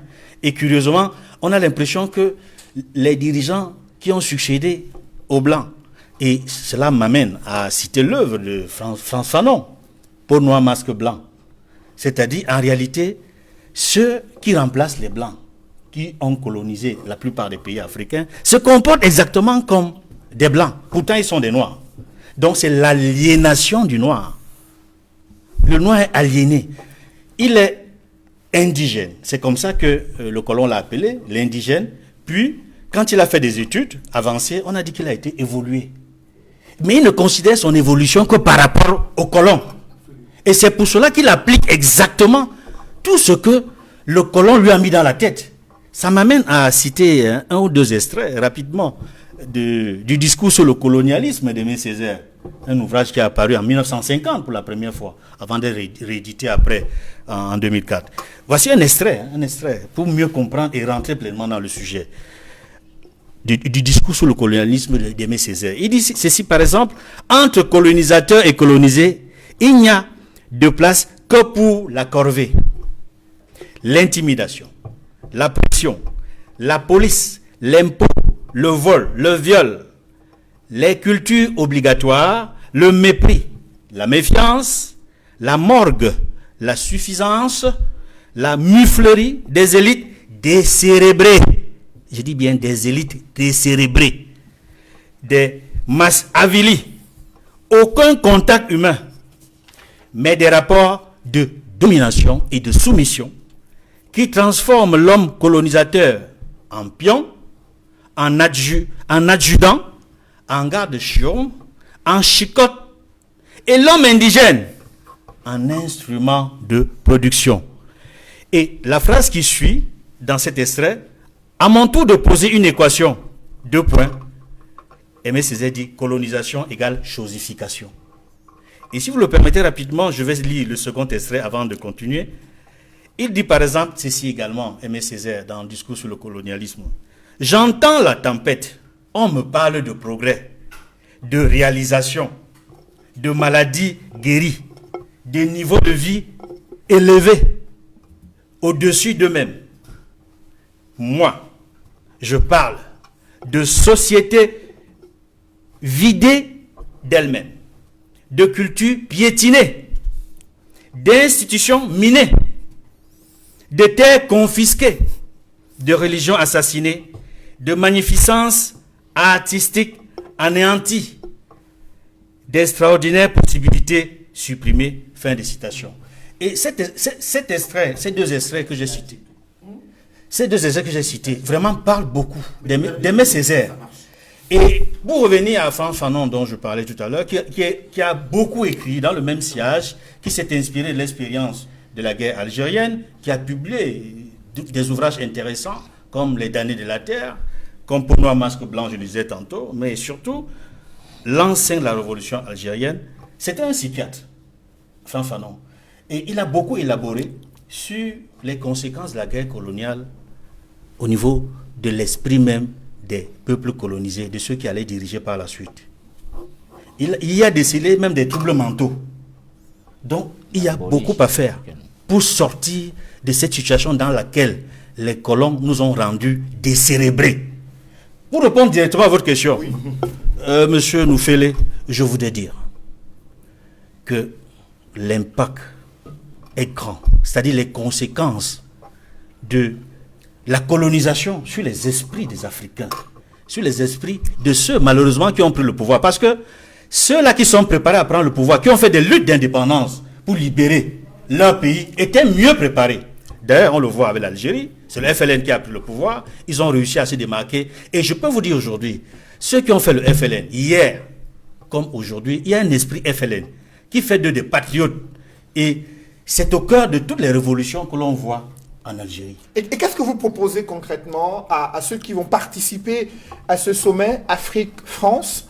Vous savez, un Camerounais, Achille Bembe, fait partie de ceux qui ont été sélectionnés par le président français en vue d'une discussion à bâton rompu sur la question des relations entre la France et l'Afrique.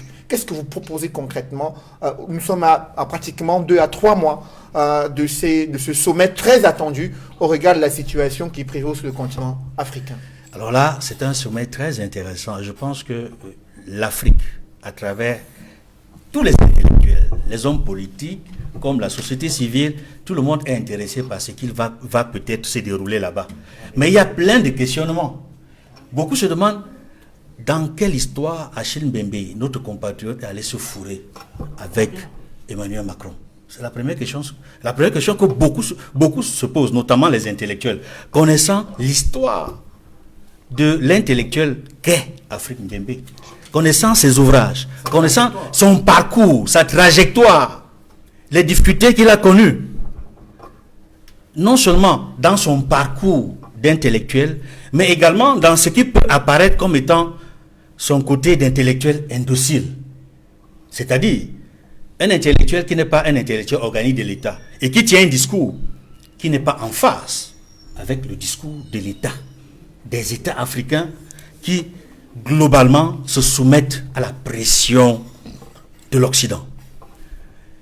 De le voir accepter ainsi une telle rencontre, accompagner ces rencontres. J'ai lu plusieurs publications, notamment des entretiens qu'il a publiés à RFI, à Jeune Afrique. Il a essayé de défendre sa position.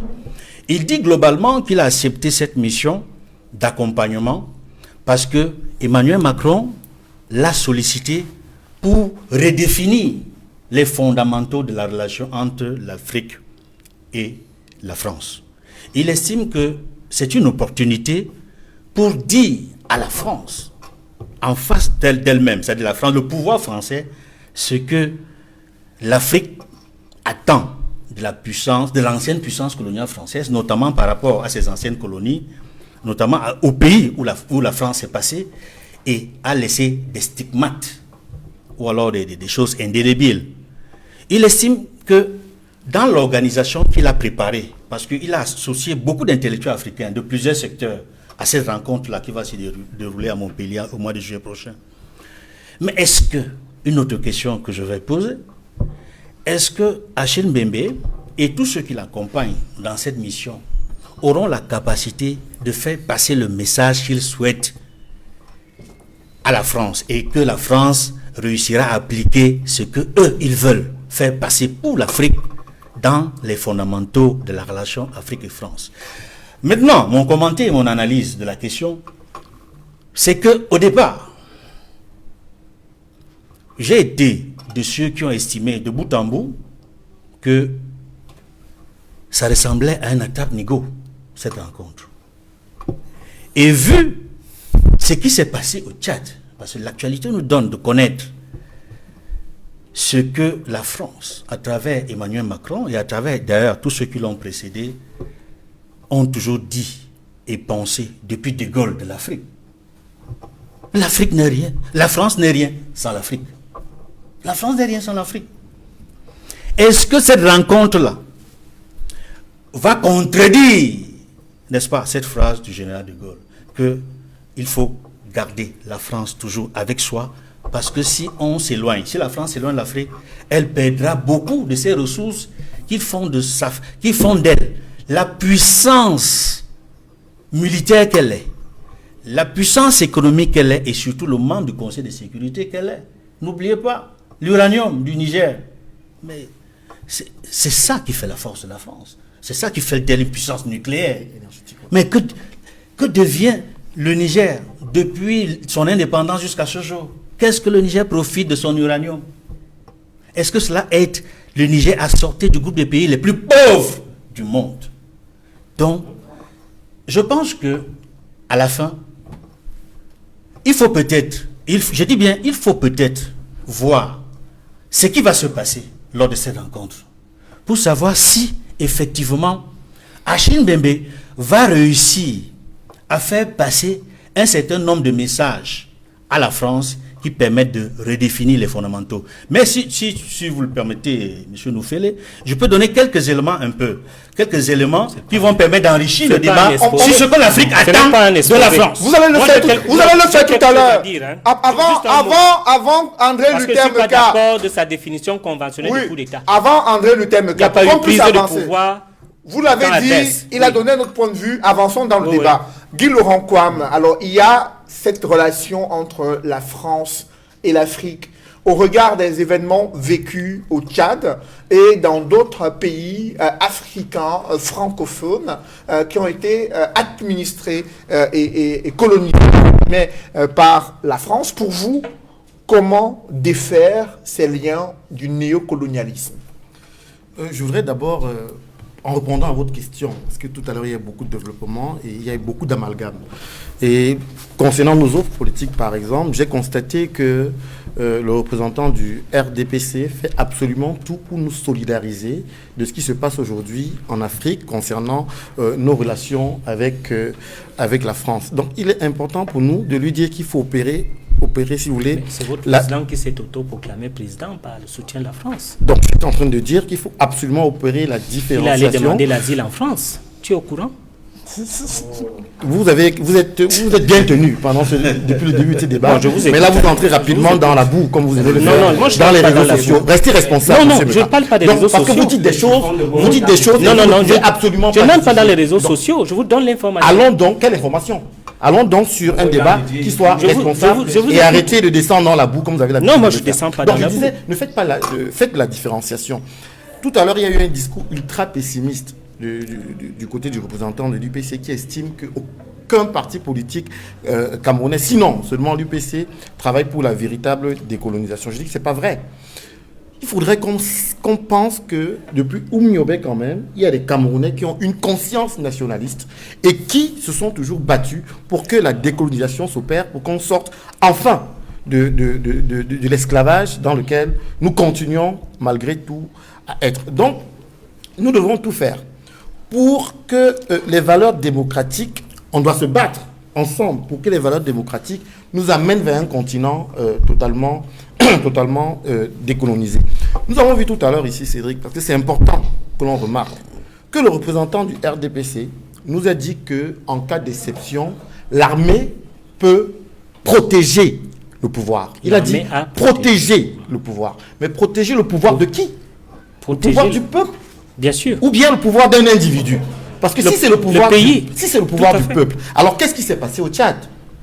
Pour que le fils d'un président dise que non, je vais prendre le pouvoir pour moi, et puis que la France dise, ok, nous acceptons que ce monsieur puisse prendre le pouvoir, on verra ce qui va se passer ensuite. Et que monsieur Luther Meka vient insidieusement ici nous proposer ce qu'il appelle la succession héréditaire. C'est ce que je vous ai proposé. Et il essaie de développer cette notion en plein dans un état aussi que nous voudrons démocratique comme le Cameroun. Non, monsieur Meka, soyons sérieux.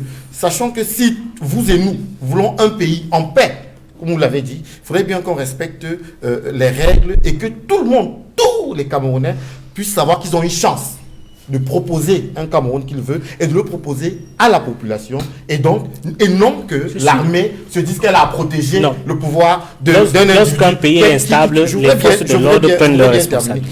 Et nous avons vu que tout à l'heure aussi, notre ami de l'UPC nous a dit que pour que la démocratie se fasse, il fallait absolument être violent. C'est-à-dire que les gens s'inscrivent et aillent dans les bureaux de vote et aillent dans les bureaux de vote protégés. J'ai entendu ce discours ailleurs. Voilà. Il y a un député dans ce pays qui nous a dit qu'il avait pris des bidons de carburant pour qu'on puisse valider les faits. Oui. Donc je sais exactement. Je ne sais pas, mais je sais que la démocratie excusez-moi que je voudrais bien poursuivre.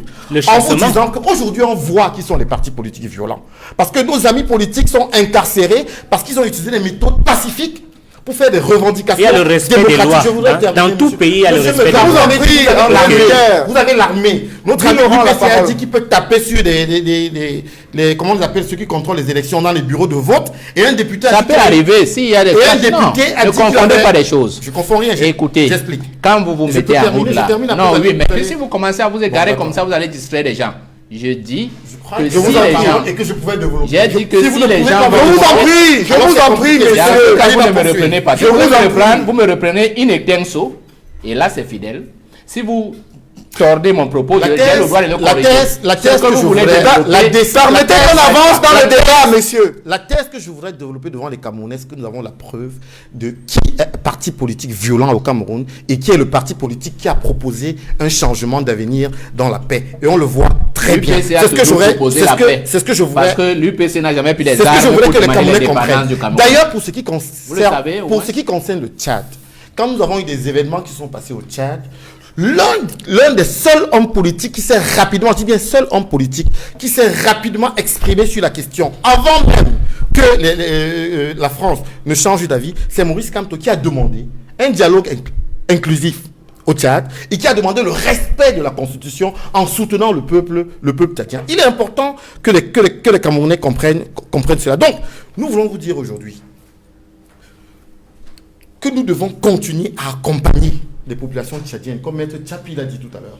Accompagner les populations tchadiennes, s'il vous plaît, à mettre la pression. Si vous avez observé, quand M. Macron a fait son premier discours d'adoubement, il a fait un tweet, parce que c'est important de le relever, c'est aussi là qu'on sent la pression. Il a fait un tweet sur la question de la dévolution du pouvoir au Tchad en disant qu'il fallait d'abord protéger le pouvoir. Il y a eu en 1 heure près de 4000 commentaires de jeunes Africains, qui soient dans la diaspora ou au Cameroun, qui lui disaient de faire attention, sinon il va trouver les populations africaines en face de lui. Donc il est important de dire à notre ami, ne mélangeons pas tout le monde, ne disons pas que non, les Africains ne font pas, ne disons pas que non, il y a des gens qui ne travaillent pas à ce que nous puissions obtenir notre liberté totale. Non, il y a une jeunesse consciente, il y a une classe politique camerounaise et africaine de plus en plus consciente, qui est au niveau des enjeux et qui nous dit simplement, mettons-nous à l'action. Et c'est ce que le MAC a commencé à faire et nous demandons aux autres partis politiques, travaillons ensemble pour arrêter la furie du RDPC, pour arrêter ce parti politique qui veut nous ramener absolument dans la dictature. Alors, André Luther, vous avez défini, selon votre perception, les différents acteurs qui favorisent le néocolonialisme. À l'approche de ce sommet France-Afrique, au-delà d'Achille Bembe, il y a les dirigeants africains qui sont critiqués pour la qualité de leur gouvernance et qui sont accusés d'être des agents favorisant ce néocolonialisme lorsque leurs intérêts visant à rester au pouvoir sont mis en danger. Comment, selon vous, doit-on défaire ces liens du néocolonialisme? J'ai même l'impression que vous ne voyez pas le glissement qui existe aujourd'hui entre la conscience des chefs d'État africains et l'inconscience de la société civile.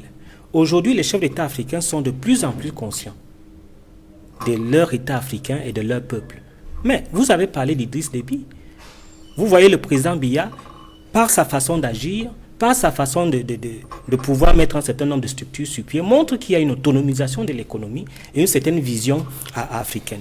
Aujourd'hui, la France-Afrique a des pions, contrairement à ce que vous croyez les dirigeants, qui participent de la société civile, qui sont inféodés dans les sociétés et qui sont notamment les relais de la métropole. Mais vraiment, je ne comprends pas comment vous n'arrivez pas à voir ça.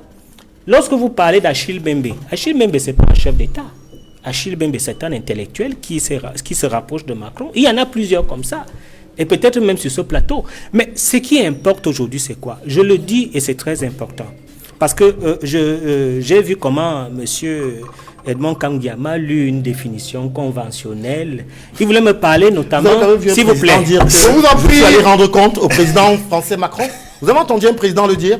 Je suis allé rendre compte à M. Macron. André Luther a la parole. André Luther. Il a dit, je ferai un compte rendu. Je suis allé rendre compte. Donc, M. Edmond Kamgiama a lu une définition conventionnelle. Comme si nous ne pouvons pas réfléchir sur une définition opératoire. Je répète et je parle d'un traité international. Vous parlez de... Je vous en prie, André Luther, on passera...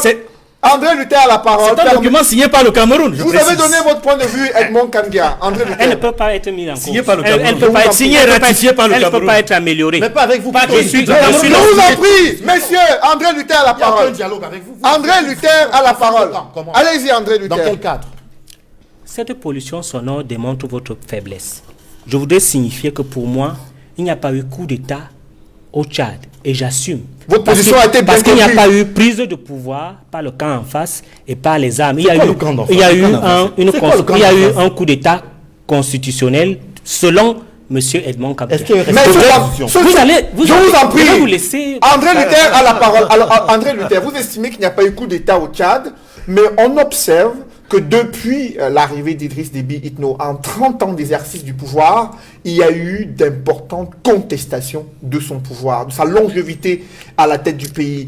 Quelques semaines avant cette élection présidentielle, Succès Masra, l'un des leaders politiques tchadiens, l'a rencontré et lui a demandé de renoncer à cet énième mandat présidentiel, de ne pas briguer ce mandat. Et quelques semaines après, on voit les conditions encore floues dans lesquelles le président tchadien est décédé.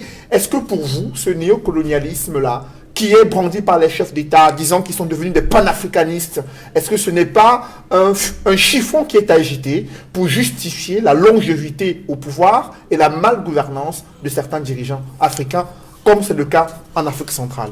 Il y a une sorte de dynamique du dedans et la dynamique du dehors. La dynamique du dedans revient à ce que le peuple souverain devrait être le détenteur unique du pouvoir et qui donne ce pouvoir à qui il veut selon les élections. C'est important de le savoir.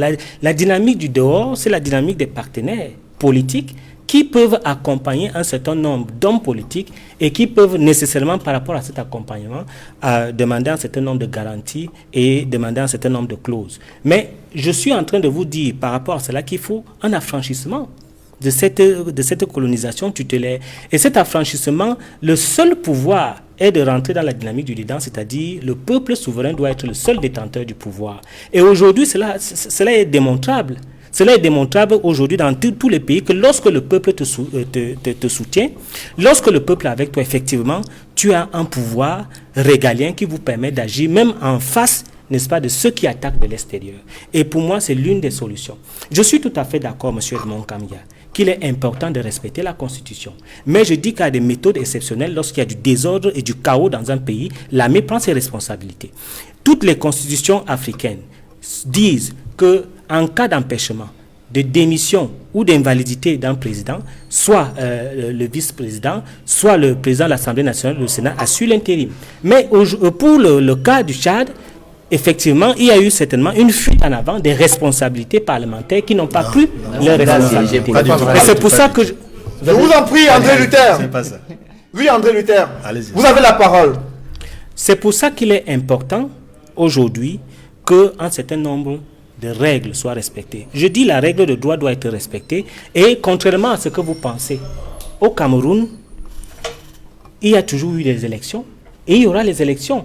Et cette succession dynastique dont vous parlez serait effectivement taxée de dynastique si ceux-là ne passent pas par les élections.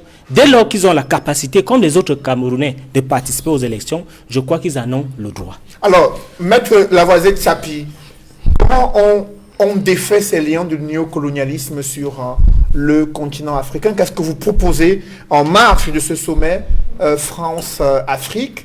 Il y aura des chefs d'État ouest-africains, ceux d'Afrique centrale et ceux de l'Afrique australe également, ceux du Maghreb qui seront présents en France pour discuter des enjeux géostratégiques et géoéconomiques avec la France. Qu'est-ce que vous proposez concrètement pour mettre fin à ces liens du néocolonialisme, surtout en Afrique centrale et principalement au Cameroun? La première chose que je vais dire, c'est que je me suis toujours posé la question, à quoi sert le sommet France-Afrique? Pourquoi nos chefs d'État acceptent-ils de se faire infantiliser comme ça? La France a colonisé des États en Asie. Pourquoi il n'y a pas eu sommet France-Asie? Pourquoi la France ne réunit pas les chefs d'État asiatiques? La France a colonisé le Vietnam, le Laos et beaucoup d'autres États en Asie. Pourquoi il n'y a pas un sommet France-Amérique? Pourquoi c'est seulement l'Afrique? Ça, c'est la preuve que la France est décidée à maintenir le néocolonialisme dans notre pays, dans nos États africains. Mais de tels sommets existent dans plusieurs continents. Oui. Il y a eu le sommet Russie-Afrique, il y a eu Chine-Afrique, il y a eu les États-Unis également. Barack Obama a rencontré plusieurs chefs d'État africains. Est-ce que cette coopération multilatérale entre les principales puissances industrielles et les pays africains, est-ce que c'est un problème selon vous? Oui. Et le problème il faut faire la différence. Absolument. Entre la France et les autres États et les autres grandes puissances. Regardez, par exemple, les pays d'Afrique noire anglophones, colonisés par la Grande-Bretagne. Il y a des démocraties là-bas. Au Ghana, il y a des démocraties. Au Nigeria, il y a la démocratie. Au Kenya, il y a la démocratie. En Afrique du Sud, après l'apartheid, des régimes démocratiques se sont installés et on a vu les conséquences, l'impact sur le développement de ces pays-là. Et qu'est-ce qui explique cette différence? Maintenant, ce qui explique la différence, c'est que la France, le général de Gaulle, ne l'oublions pas, en 1959, le général de Gaulle, pour donner des indépendances fictives aux États d'Afrique noire francophone, façonne des accords de coopération qui font des richesses africaines, les richesses des États d'Afrique noire francophone, la propriété de la France. On signe des accords de coopération économique, des accords de coopération militaire. L'armée française est là pour appuyer les sociétés françaises à maintenir l'exploitation de nos États. Nous avons vu au Cameroun les cas les plus récents. Le deuxième pont sur le Vouri, c'est une société chinoise qui a gagné le marché à 60 milliards. La France a obligé le gouvernement camerounais à annuler ce marché, à donner ce marché à la France à 100 milliards. 2 fois plus cher, oui. C'est-à-dire qu'on nous a obligés à perdre 40 milliards sur un pont, parce que c'est la France. Après, il y a des sous-traitances chinoises pour faire le pont. Bolloré avait perdu le marché de dragage du port autonome de Douala. François Hollande, président de France, a atterri au Cameroun, a fait une visite d'1 jour pour obliger Paul Biya à annuler ce marché, parce que c'est un consortium du Dubai Port Authority qui avait gagné ce marché. Mais il y a eu François Mitterrand est descendu au Mais Cameroun. il y a eu des dénonciations de manœuvres. Mais dans ce cas, obligé à donner ce marché à Bolloré. Mais Tchapi, dans certains cas, il y a eu des dénonciations de ce que les procédures régulières de passation des marchés n'ont pas été respectées, et il y a eu une intervention visant à remettre en cause la procédure et la relancer pour favoriser l'entreprise la plus compétitive. Est-ce que vous ignorez aussi vous parlez du cas le plus récent. française? Le cas dont je parle remonte à 7-8 ans. Vous parlez du cas le plus récent qui vient de se passer au port autonome de Douala où les tribunaux ont été saisis. Mais pour le cas dont je parle, les tribunaux n'avaient jamais été saisis. C'était juste un exemple pour dire que le problème des États africains, c'est que nous n'avons pas de chef d'État nationaliste. Nous avons des gens qui savent qu'ils sont au pouvoir par la force de la France. Et que si les Français ne veulent pas, ils ne seront plus là. Et qui travaillent pour plaire à la France et non pour développer leur peuple. Regardez ce qui s'est passé avec Gbagbo en Côte d'Ivoire. Ouattara, ce n'est pas les Ivoiriens qui ont mis Ouattara. C'est la France qui a tout fait pour que Ouattara prenne le pouvoir. Parce que Gbagbo avait pris des relents nationalistes. Donc le problème au Cameroun, pourquoi est-ce que le professeur Anomangu, au plus fort du sida, a trouvé le remède contre le sida, Vanivax, un remède qui soignait le sida? C'est un ministre camerounais, Urbain Olangena Awono, ministre de la Santé publique, qui a tout fait pour tuer dans l'œuf ce projet, parce que l'ONU-SIDA versait des milliards au Cameroun. C'est un ministre camerounais qui, manipulé par les grandes puissances, a mis fin. On ne fera pas un procès d'intention au ministre Urbain Olangena Awono. Vous savez qu'il y a un process scientifique d'évaluation d'une thérapie ou d'un vaccin par rapport à une maladie. Et si la communauté scientifique internationale n'a pas validé un tel process, il sera difficile pour un produit d'être utilisé dans les hôpitaux ou dans le protocole à adresser à un malade. Oui, ça c'est ce que les Blancs ont mis dans nos têtes pour nous infantiliser et pour nous empêcher de croire à nos potentialités et à nos possibilités de nous développer par nous-mêmes. Mais je pense que le problème des États noirs d'Afrique francophone, c'est l'émancipation du leadership. Tant que nos chefs d'État, nos ministres et nos hauts fonctionnaires, tant que l'élite intellectuelle africaine ne comprendra pas que il faut travailler pour son peuple et non travailler pour plaire aux Blancs. Et c'est ça le problème avec l'UPC en 1958. Parce que l'UPC s'était battu pour qu'il y ait une vraie indépendance au Cameroun et que ceux qui prennent le pouvoir soient ceux qui sont votés par les populations et qui travaillent effectivement dans l'intérêt de ces populations. C'est ça qui a fait tuer l'UPC.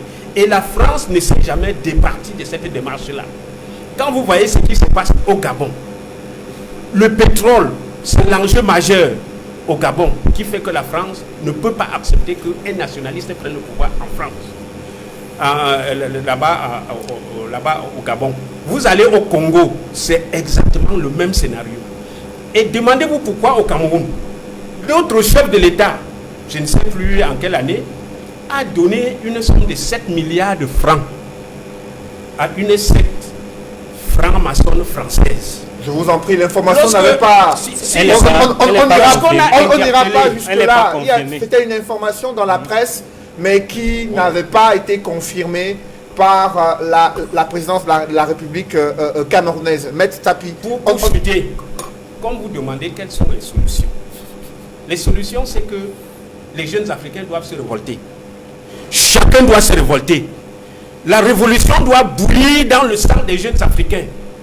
Nous devons contester, comme les Tchadiens le font là, nous devons contester ce leadership qui a vendu nos richesses aux Européens. Nous devons contester ce leadership qui travaille à ne pas reconnaître les valeurs africaines, à ne pas reconnaître les valeurs camerounaises. Qu'est-ce que le blanc peut faire chez nous que le Camerounais ne peut pas faire? C'est bizarre que 60 années après nos indépendances, on ne soit pas capable de fabriquer la roue d'un vélo au Cameroun, alors qu'on produit le caoutchouc. Qu'on ne soit pas capable de fabriquer le pneu d'un véhicule, alors qu'on produit le caoutchouc. On produit de la banane. Au nord Cameroun, on ne peut pas vendre la banane au nord Cameroun. On produit le café, nous n'en consommons pas. Le prix est fixé à Londres parce que nous n'en consommons pas. Qu'est-ce que le pouvoir fait pour favoriser la consommation de nos produits locaux? Vous avez des jeunes diplômés de l'enseignement supérieur qui, dans le chômage, se battent pour inventer. Nous avons vu à l'occasion du Covid des jeunes qui ont inventé des systèmes d'oxygène qu'on pouvait utiliser dans les hôpitaux. Nous avons des jeunes Camerounais qui ont inventé des couveuses. Mais on s'est contenté de présenter ces projets. Et qu'est-ce que le ministère de la Recherche scientifique et technique, qu'est-ce que le ministère de la Recherche a fait pour encourager ces gens-là? Après, vous mettez ça. Nous comprenons que nous n'avons pas dans nos États d'Afrique noire des leaders nationalistes, des leaders qui ont le courage de dire non aux Blancs et de favoriser le leadership et le génie national. C'est dommage. Nous, de la jeune génération, peut-être nos enfants viendront, ils vont peut-être poursuivre cela. Nous devons nous révolutionner. Après, vous mettez cela et mettre fin à ce genre. Je voudrais que Serge Soron puisse réagir. Vous avez suivi le représentant du RDPC. Il estime que pour le cas du Cameroun, il y a une diversification des partenaires multilatéraux avec l'entrée en scène de la Chine, la Russie, les États-Unis, sur le plan sécuritaire, sur le plan économique, et cette diversification a favorisé à ce qu'il y ait une résilience de l'économie. Est-ce que pour vous, ces arguments sont convaincants pour présenter le Cameroun comme un pays d'Afrique francophone ayant fait exception, un pays qui s'est affranchi de ce néocolonialisme, de cette mainmise de l'ancienne puissance colonisatrice? Pas du tout, il a oublié Israël, qui a un marché privé autour de la présidence de la République et qui a une armée privée pour Paul Biya. Moi, je ne pense pas, ce n'est pas une émancipation. Parce que tout ça, comme je vous ai dit au début, ce sont des conséquences. Et l'économie camerounaise actuellement ne permet pas à un Camerounais de bien vivre.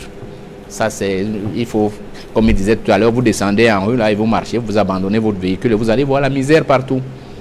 Donc l'économie, les Camerounais survivent, ils se débrouillent. D'ailleurs, eux-mêmes savent le dire, je me débrouille. Mais comment sortir? Comment sortir? Il faut construire l'homme camerounais, l'homme africain, il faut le reconstruire. Parce que comme l'a si bien fait Edmond Kamougia tout à l'heure, la colonisation, c'est la chosification. Nous sommes devenus des choses. Et le malheur veut qu'on a confié les pouvoirs aux choses pour gouverner les hommes. Il faut donc qu'on construise d'abord ces consciences intellectuelles.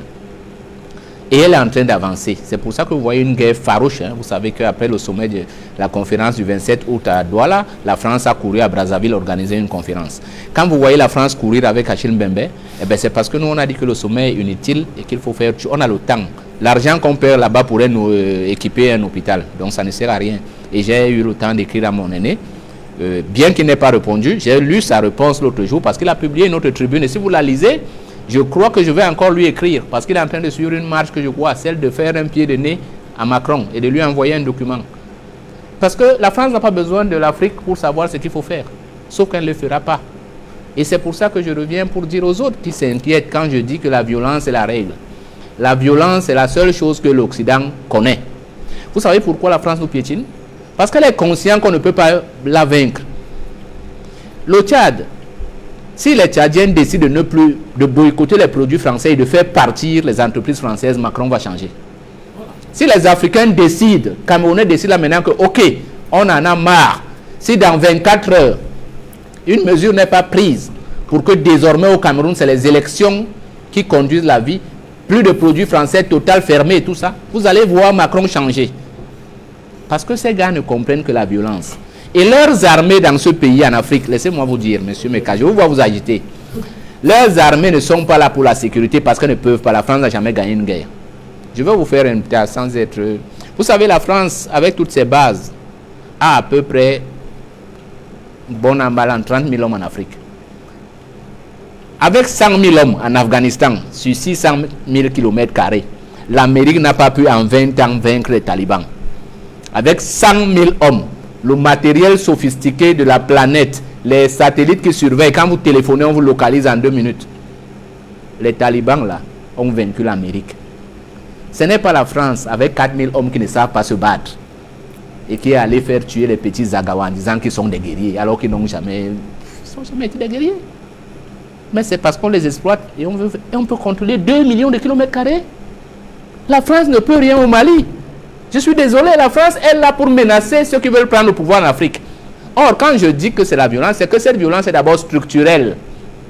Il faut que dans les discours, monsieur Meka, et c'est pour ça qu'il faut que les Africains choisissent les leaders qu'il leur faut. Ceux qui ont le courage au moins de parler d'abord. Dans le discours, ça doit changer. Il ne faut pas confondre d'ennemis et créer la confusion. Nous ne sommes pas là pour dire qu'on n'aura pas de partenaire français si la France change. Non. Mais c'est à nous de appeler la France pour dire, ok, désormais nous voulons purifier l'eau de Vouri pour boire l'eau de Vouri. Parce que c'est possible, quand une ressource coule, on n'a pas besoin de creuser le sol. Mais ce n'est pas à eux de nous imposer qu'au lieu de l'eau, vous allez cultiver le cacao. Ce n'est pas ça, c'est ça qu'on refuse.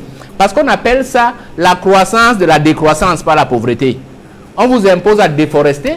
Vous savez, toute l'Afrique de l'Ouest était giboyeuse et boiseuse. Toute l'Afrique de l'Ouest. Vous savez quels sont ceux qui ont rasé l'Afrique de l'Ouest? C'est la France. Mais dans ses discours, Emmanuel Macron estime que cette relation n'existe plus entre la France et l'Afrique francophone. Et je le sais. Les présidents français, les présidents africains sont ceux qui définissent leur propre politique économique il a dit ça et qui définissent leur budget et leur stratégie économique. Non, pour le franc CFA, c'est ce qu'il a dit. Macron était un crétois, c'est ce que je vous ai dit. Quand un Français vous dit bonjour, sachez qu'il vous a dit salaud. Parce que les Français sont des crétois, c'est-à-dire ils manquent de bonne foi. Ils vous mentent, comme il a menti là. Macron soutient Mahama Déby, c'est ce qu'il veut dire. Donc les Français sont des crétois, c'est des menteurs de bonne foi. Les Béotiens mentent de mauvaise foi, c'est-à-dire parce qu'ils sont ignorants. Il n'est pas question de dire que nous en avons contre. Nous avons contre la France gouvernante, la France de Hugues Capet, qui a décidé que l'Afrique est une propriété de ressources matérielles et un jardin. Giscard, un président français, a dit qu'ils aiment la France, l'Afrique, mais sans les Africains. C'est-à-dire leur rêve le plus élevé, c'est que nous soyons un jardin botanique où ils viennent se balader. Et il faut qu'on en ait conscience. Pour comprendre que lorsqu'ils vont sentir, deuxième chose que je veux dire, lorsqu'ils vont sentir que la machine s'est ébranlée, ils vont certainement entreprendre des exercices, des actions militaires. Vous savez pourquoi on a créé Boko Haram?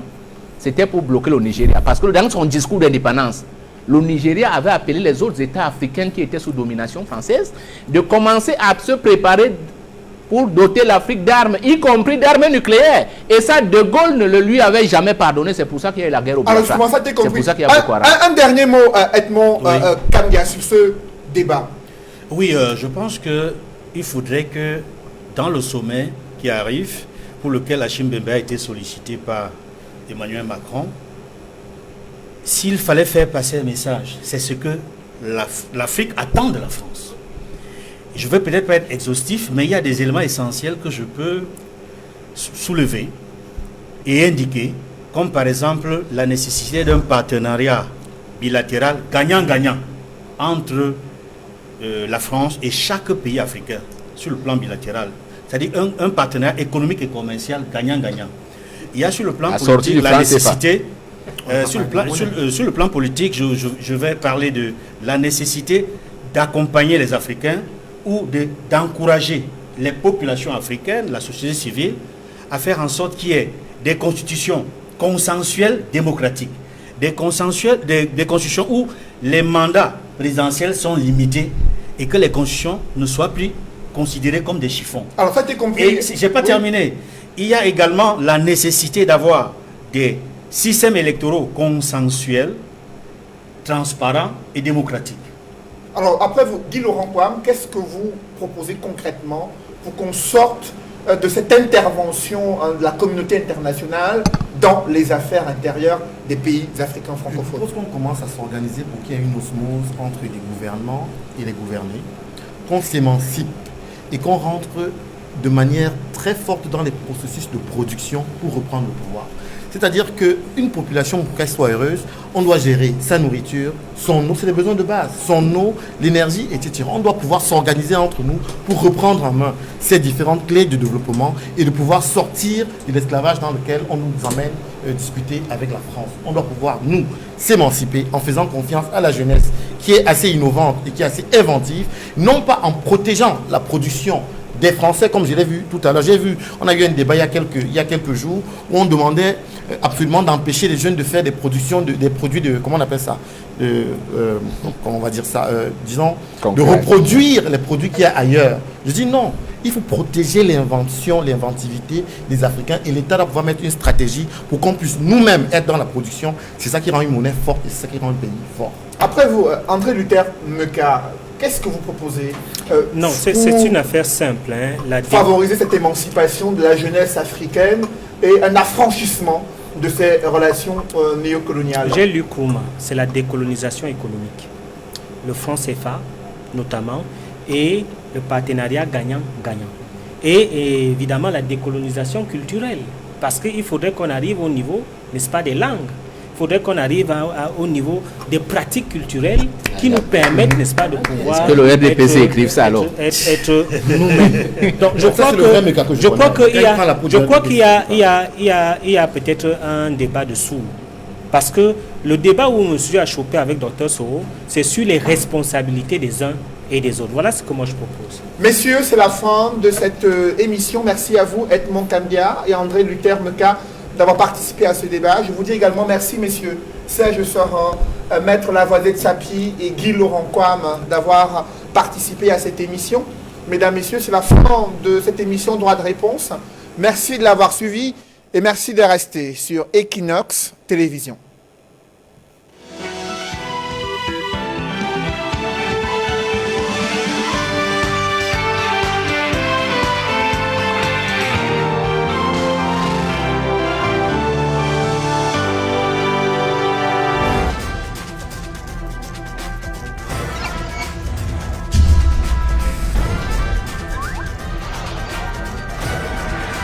Equinox Télévision, au-delà de l'image, nous rendons compte. If you suspect you may have a coronavirus infection, please call your healthcare provider in advance and let them know you are coming. This can help them be prepared.